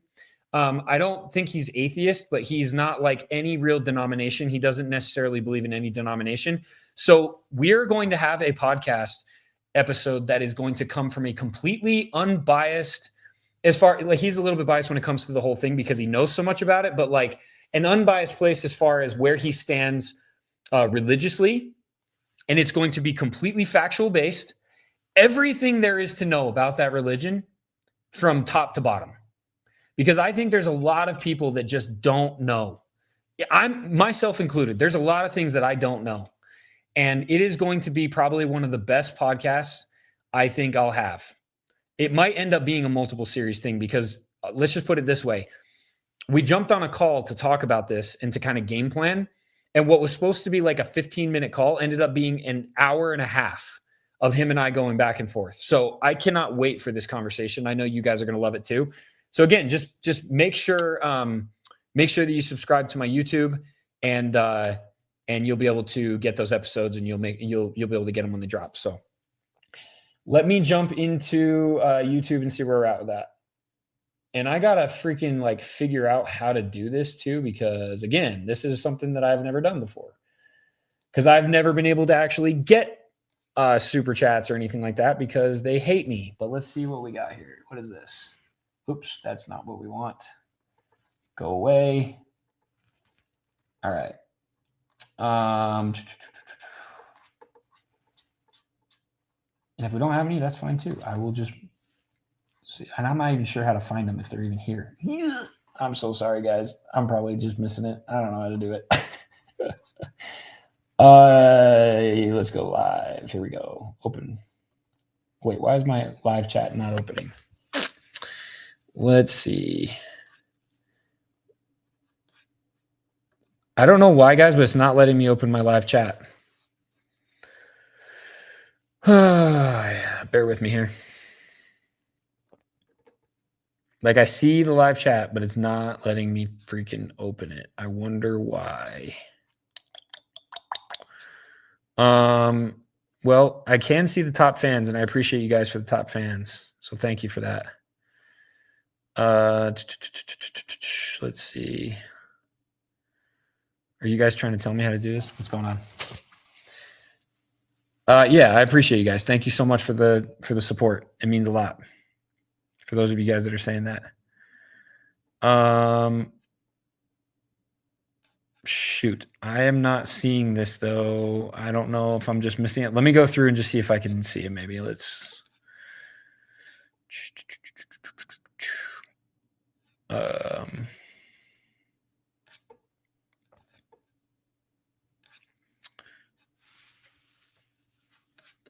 just scroll. Yeah, I don't know why, guys, but I cannot open up the live chat. This is dumb.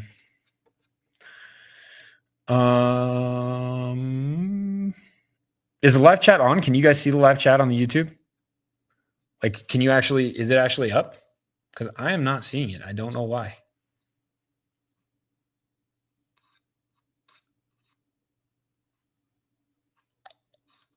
You can see it. Okay. All right, good. Well, how about this? Oh. Okay, there we go. Got it. Got the live chat. Okay.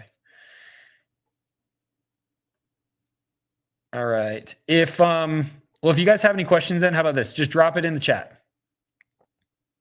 Oh, yes, I can see it. Okay. All right. I don't know why that wasn't working. So I see the super. Okay. Yes, I can see you. Thank you, Starla. What is that? It's Starla Jean 222. I appreciate you. Thank you so much. I really appreciate that support. Thank you so much. Do you have a question? Throw the question in the chat and I will answer it. Whatever you want. And I'll do this for a few minutes. So if you guys are on YouTube, throw a super in the chat and I'll answer your question. We'll do a little Q&A. I don't know why it wasn't showing up before, but now it is. So let's see. OPG fam. Oh, hell yeah. Awesome. I love it. Thank you so much. If you guys don't know what she's talking about our ambassador group called OPG fam for Official Patriot Gear, my brand. That's awesome. Thank you. All right. Any questions? What do you guys have? What questions do you have? Put it in the chat. And if you don't have any, then I will just go home and go to sleep.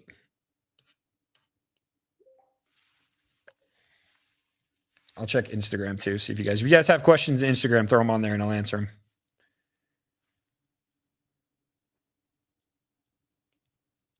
All right.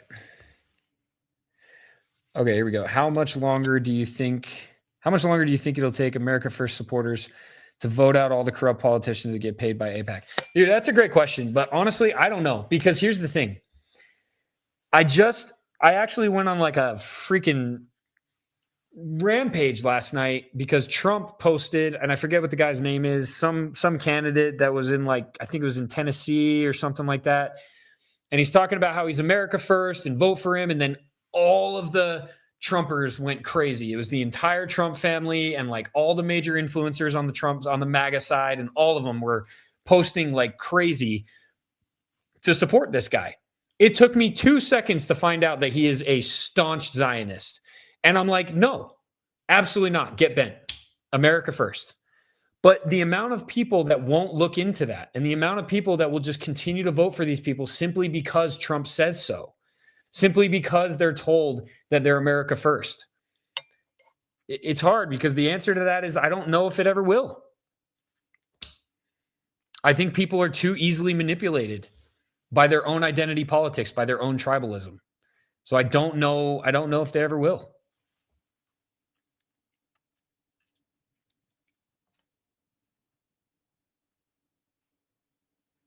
Have I seen the video of Erica Kirk and Tyler Boyer? Is that the one that Candace posted? I think I did see that one, if Candace posted it. Yeah, Brad, you do. You got to join the OPG group, man. Just go to Official Patriot Gear, the Official Patriot Gear on Instagram, and there's a link in the bio that you can join the ambassador group. I got here late. That's all right. Yeah, candidate call out. 100% Zionist. It's true.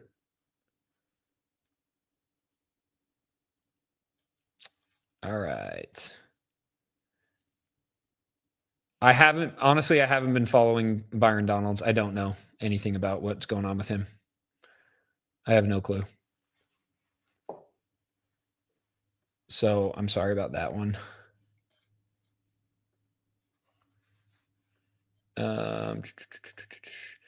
Let's see. Any other questions, guys? What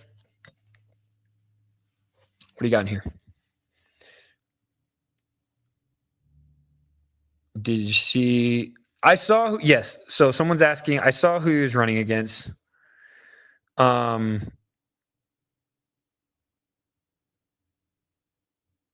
Yes, I saw who he was running against, and like, yeah, I get it. They're a nightmare too. Like, obviously, we don't want a Democrat, but at the same time, it's like, I don't know, man. It just seems like a losing battle either way. You either have an insane liberal Democrat that's going to freaking burn the state down, or you have a staunch Zionist who's going to rob everybody blind and cuck to a foreign country. Like, that's the thing. That's the reason why I'm saying that there's such a divide right now with America First. That's why there's such a coordinated attack against America First, because America First, the America First movement is what could actually change all of that.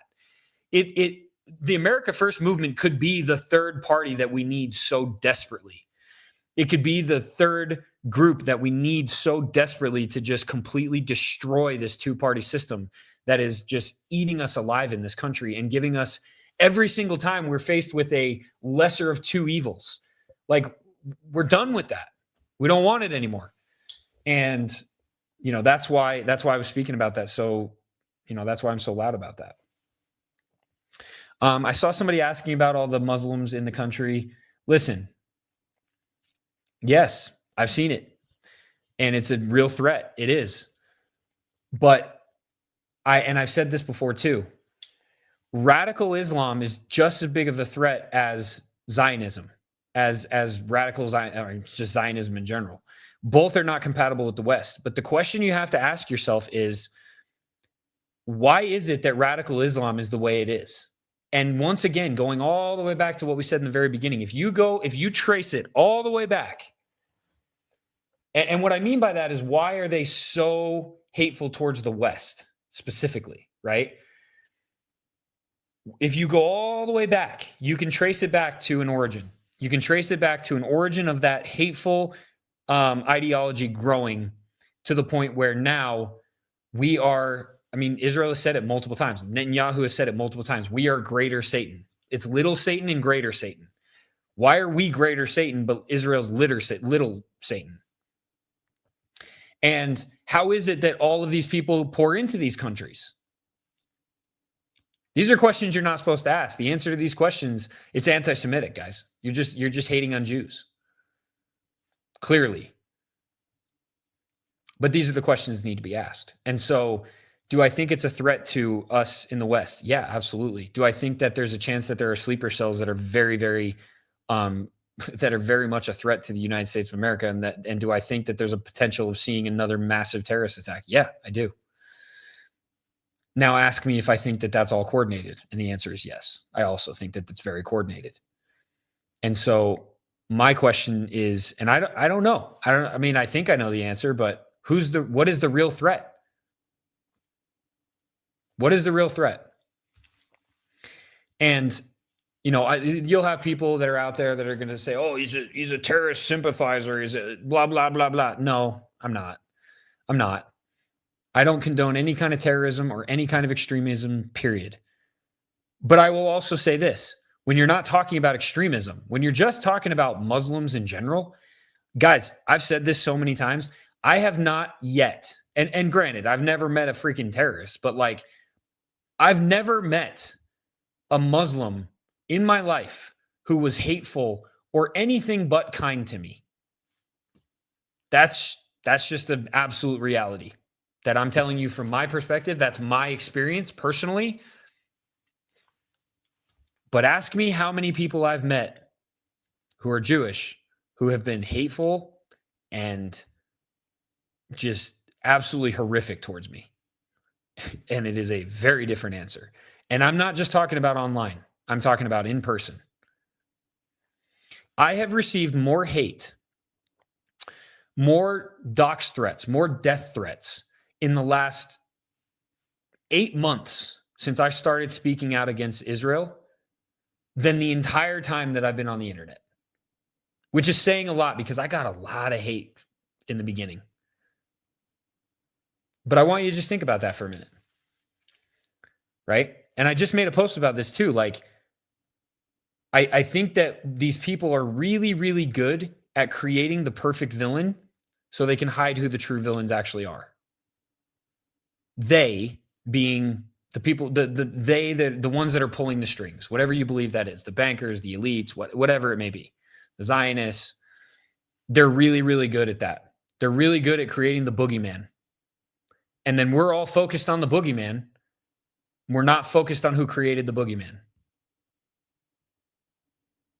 And that's what I feel like I woke up to a long time ago, and what I feel like a lot of people are starting to wake up to. So the answer is yes. I've seen what's going on in Dearborn. I've seen what's going on in these cities, and it is absolutely a threat to America, and it's absolutely something that should be dealt with and something that we should not be okay with. But also, I want to know where it came from. And my whole thing is like, if you identify the root of the problem, well, then you can usually get rid of the problem. Take that for what it's worth. What else we got? Any other questions, guys?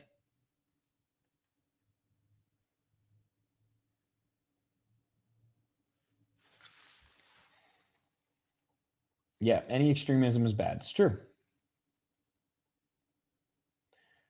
It's possible Islam is only against America because of the foolishness to do Israel's bidding. Listen, radical Islam is against the West. It just is. I mean, that is a very extreme ideology that definitely wants the West to die. I mean, that's just the reality. Like, it's a very dangerous ideology, and it definitely is not compatible with the West or with the United States or with American values.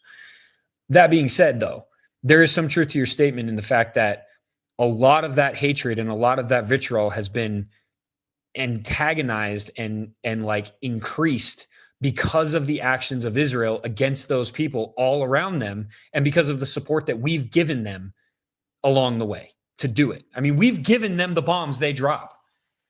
We've given them the weapons they use. That's why it's the greater Satan, little Satan thing. Which again is like, why? Why the hell do we keep doing this? Money.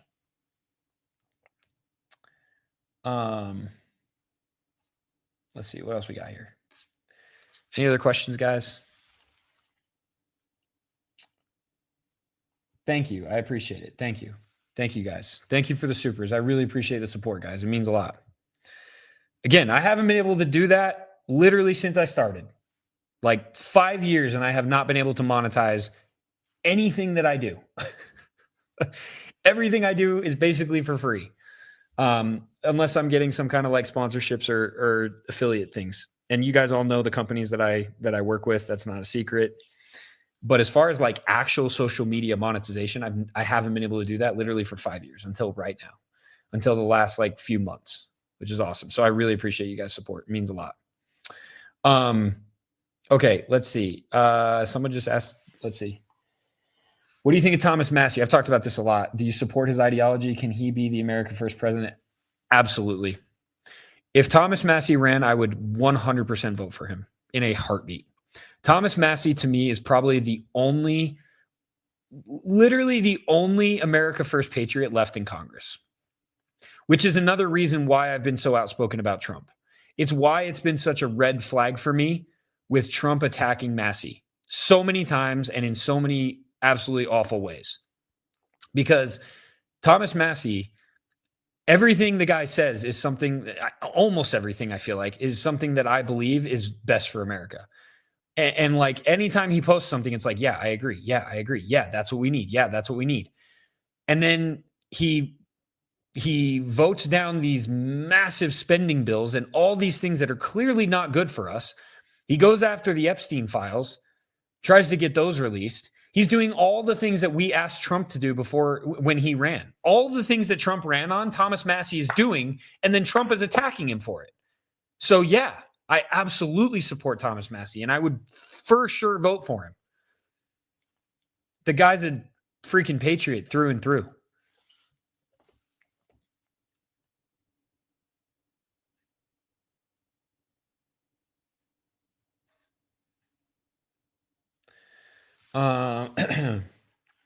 Do I know anything about all the episodes on the Charlie Kirk podcast being deleted except the ones after his death? Seems super sketchy. I haven't heard anyone talk about this.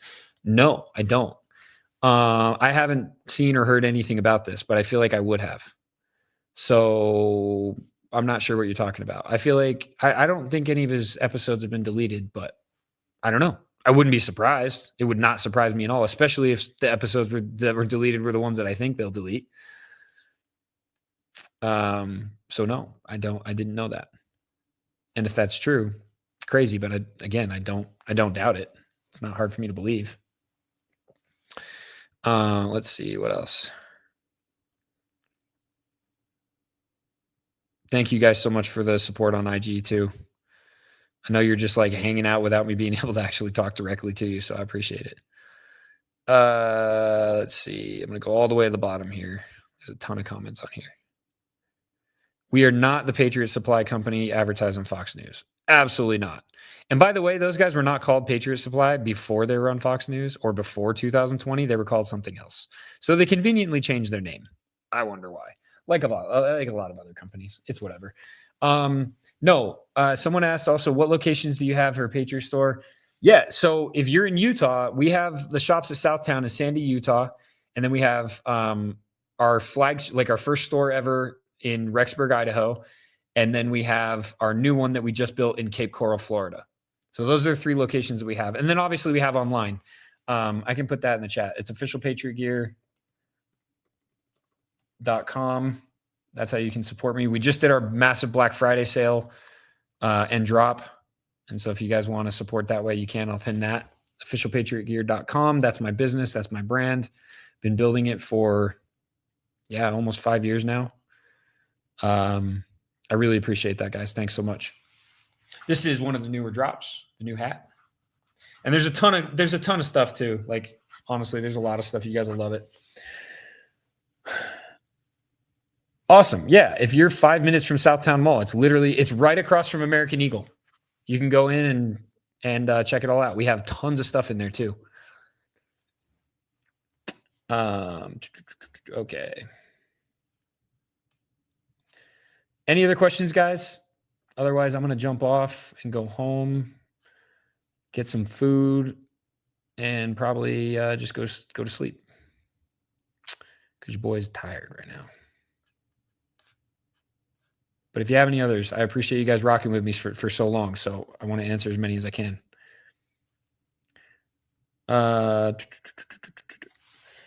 Why do you think when we were kids, all the villains looked the same? That's a great question, actually. And yes, all the puppies sold.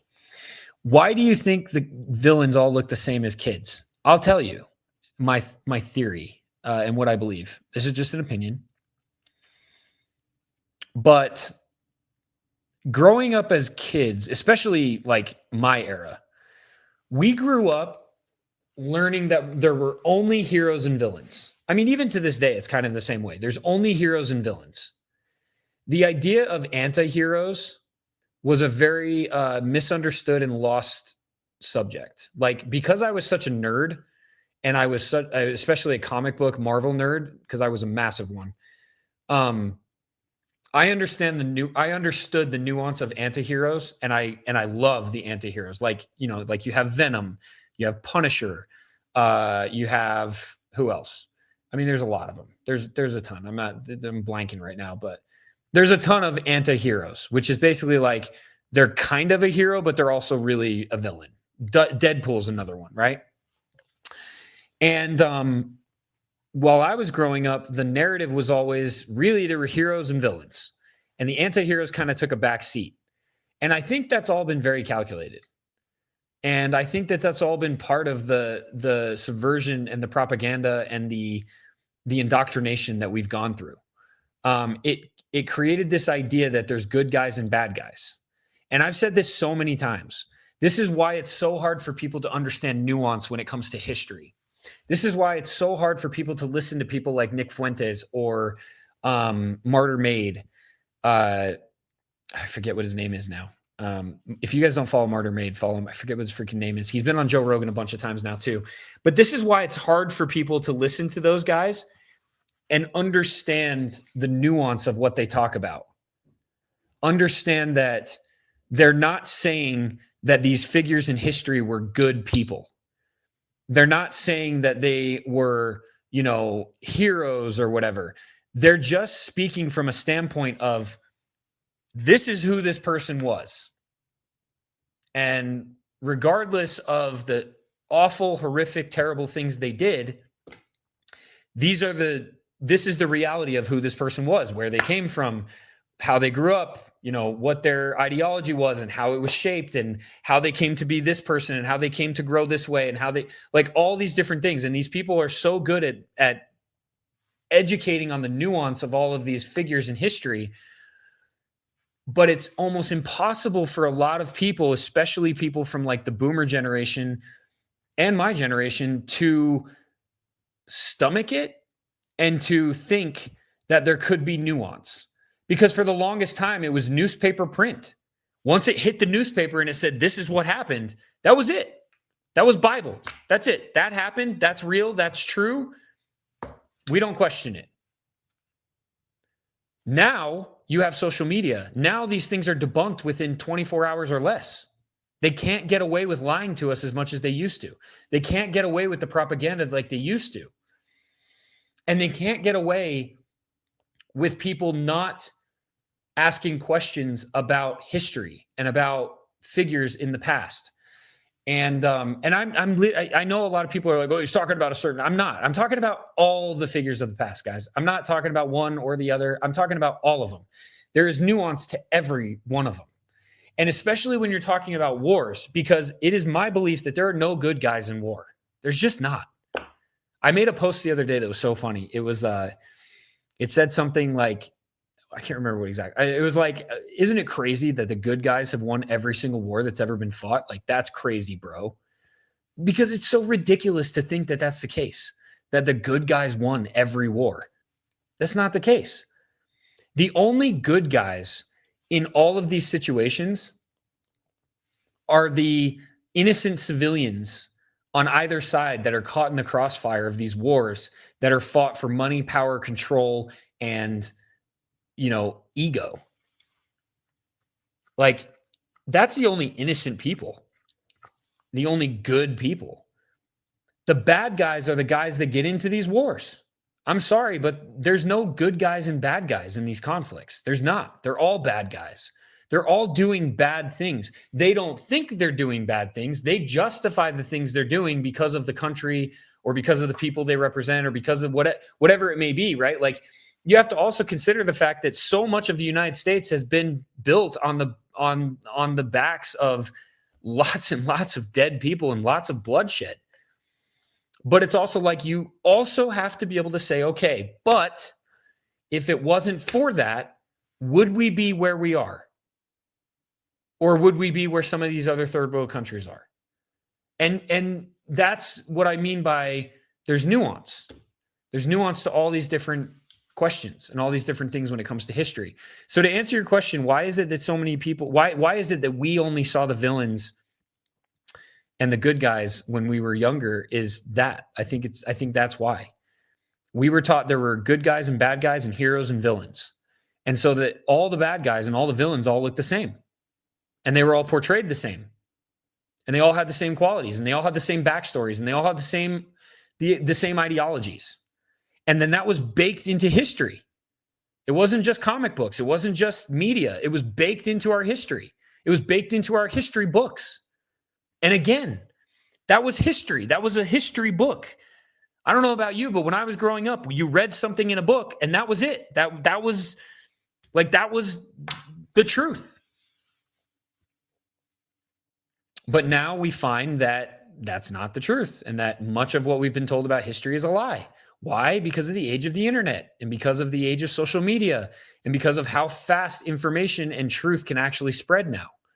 There's a lot of terrible things that have happened because of social media and the internet and everything else, but there's a lot of great things. And one of the great things is a mass awakening to the truth and the truth about the fact that our history is not what we've been told. It's just not. And if you don't believe that, just look around at what's happening right now. And if they can manipulate us and propagandize us this way right now, imagine what they could have done back in history when people didn't have the ability to debunk it, when they didn't have the understanding that there might be another story. The term conspiracy theorist came around when JFK was assassinated, guys. That term literally came from people asking questions for one of the first times in history about a major event because none of it made sense. And they questioned what actually happened, and they questioned the official narrative. And because of that, they were called conspiracy theorists. And because of that, conspiracy theory came about. So the answer is because we've been told that there's only one way to think. We've been told that there's good guys and bad guys. All the good guys look the same. All the bad guys look the same. That's why. That's my opinion.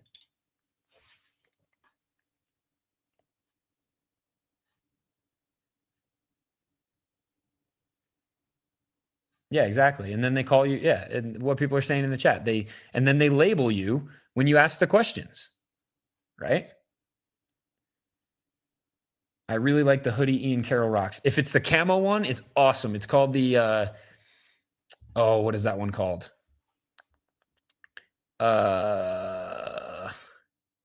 Shoot.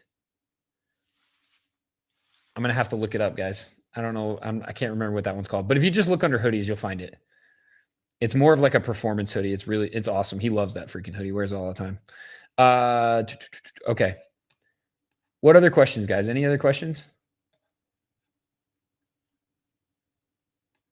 Yeah, I also reject the term conspiracy theorist, but I like to make fun of people, and I like to be really sarcastic about it all the time. Because I'm just a conspiracy theorist, guys. I appreciate that, Brad. Thank you. Okay.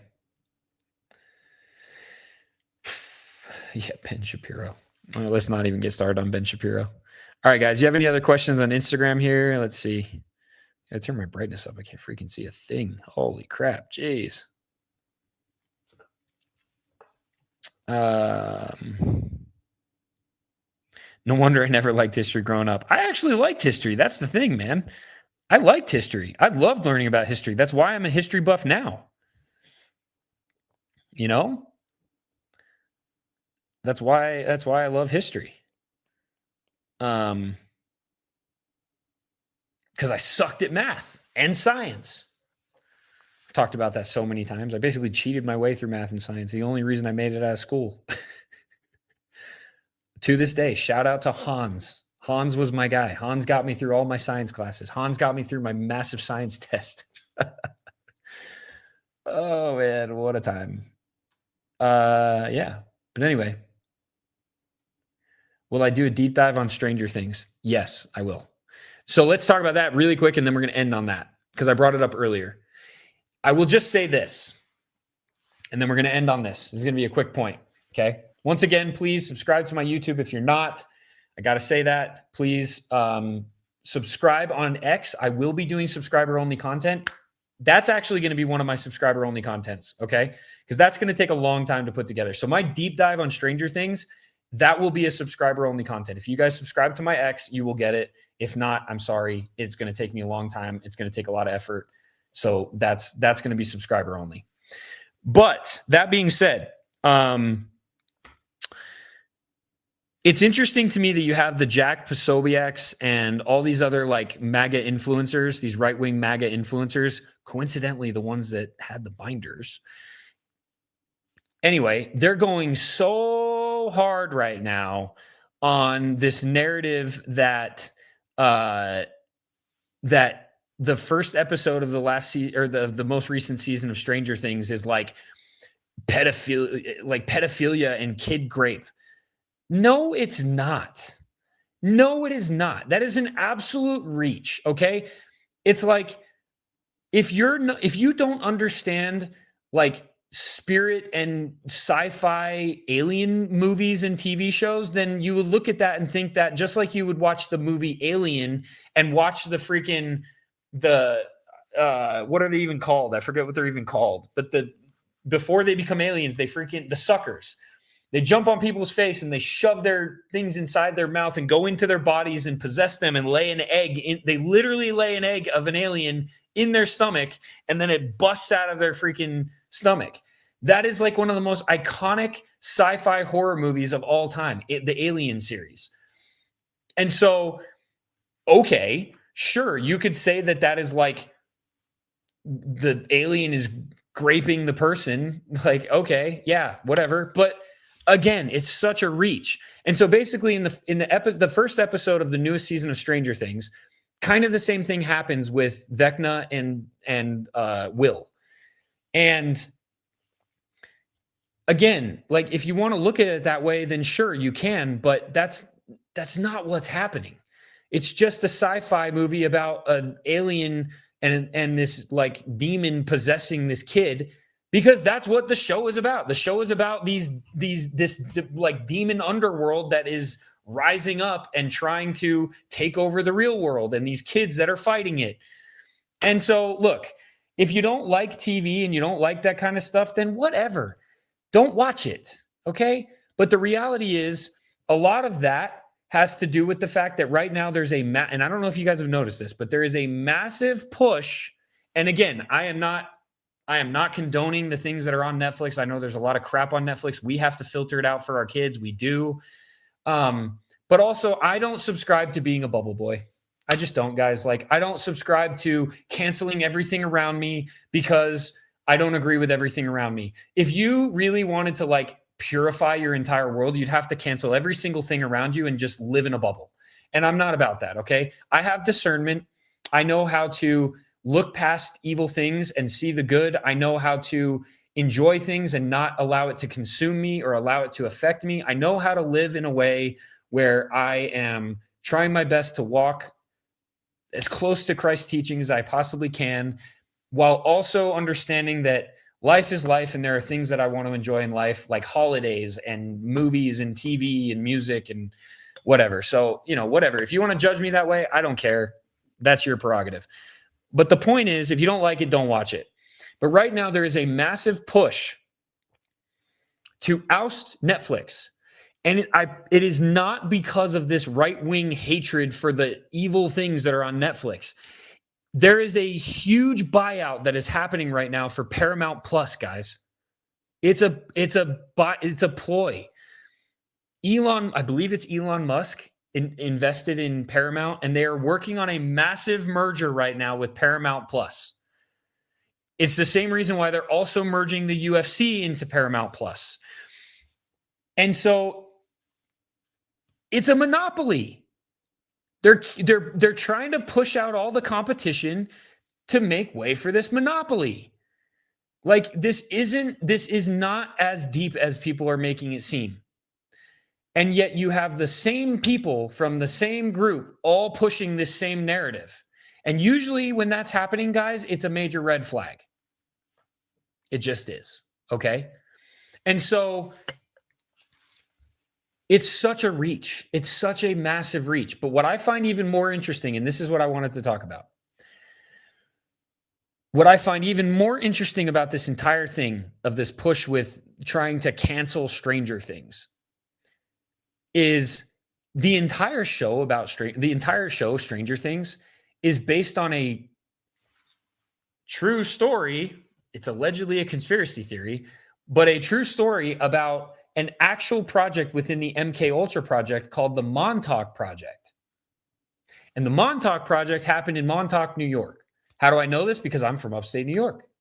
This was a very commonly known thing where these random weird animals and some creatures would wash up on the shore. And it was said that the Montauk Project was a mind control experiment being done on kids. And that these kids developed the ability to open dimensions and to create creatures. And there was even, and they had this thing called what was it called? It was a chair that they would have these kids sit on, and supposedly they were able to activate these powers. This is a real thing. You can look it up right now. I posted about it.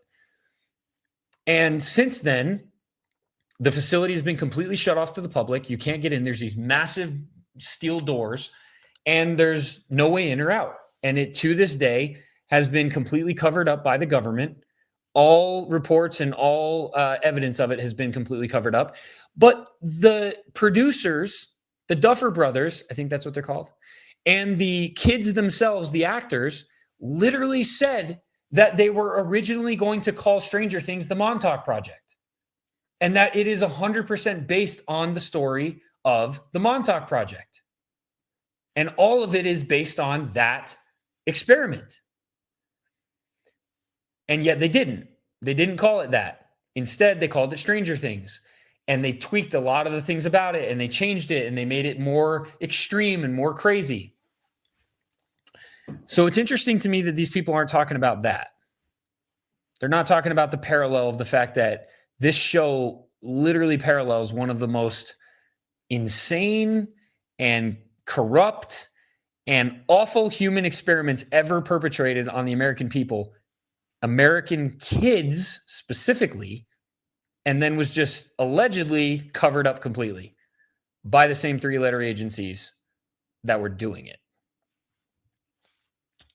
But I'm just a conspiracy theorist, guys.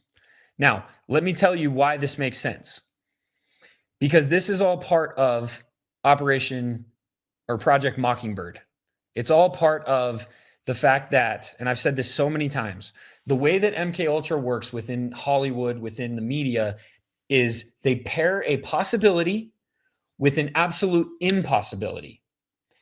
And the reason why is because you as the viewer, you don't even realize this happens, but you as the viewer, when that happens, when the impossibility is paired with the possibility, you immediately discredit the possibility and count it and consider it an impossibility because of the impossibility. And I've used this example many, many, many times, so I'll use it again because it's a really good one. If you guys watch the Marvel movies, okay, then you know Thanos is this big purple god that comes from this planet, and his entire mission is it is basically his mission to wipe out half the population of each of the planets that he chooses in order to allow that planet to actually survive. Okay, so he truly believes that it's his mission and his responsibility to wipe out half a planet in order to allow it to survive longer and not just completely like die out. That's what he believes. And the way he does it is he gets these stones, these colorful stones that get put in this glove that he then snaps his fingers and poof, half the population is completely deleted like that in the snap of a finger. Okay, so where's the impossibility? The impossibility is probably that a massive purple god that gets a glove with stones, snaps his fingers and deletes half a population because he believes he's supposed to. That's the impossibility, right? But what is the possibility? Well, the possibility is that somebody could believe that it is their mission in life to act on population control, depopulation specifically, because it's for the greater good. That's an absolute possibility. That's not impossible to believe that someone would believe that. I'm not going to mention any names, but I think all of you are probably already thinking the name. So that's one example. Another example would be Stranger Things. Is it possible that the government could be keeping children or could have been keeping children in a government facility doing experiments on them to try and figure out if we have the power of astral projection or if there's a such thing as other dimensions in time, that there's a such thing in time travel? Is there a possibility that the government could have done that and that some weird ass things could have happened because of it, especially to those kids? 100% is a possibility. That is absolutely a possibility. So where's the impossibility? Well, it's probably not going to be called the upside down. It's probably not going to be that you just walk into the same room that you're in and it's all red with fire and black vines and creatures everywhere and massive demigorgons that look like spiky plants that eat people alive and can't be killed without something other than fire. That's probably the impossibility. So now think about it. As you watch that, you pair the impossibility with the possibility, and immediately you think, this is just fake. And that's how it works.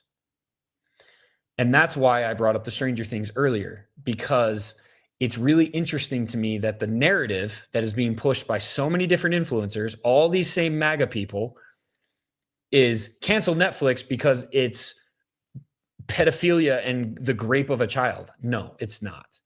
It's an alien movie. It's a sci-fi thriller horror TV show like any other one, but it has some pretty strange ties to government projects and government agencies that I would venture to guess the government does not want us to know about.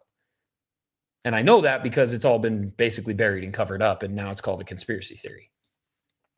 So anyway, do with that what you will, guys. I appreciate you. It is late, and I need to get home and get to bed because I got a big podcast tomorrow. But man, I can't tell you guys how much I appreciate you. I really do. I appreciate the support, guys. It means the world. Thank you so much for rocking with me.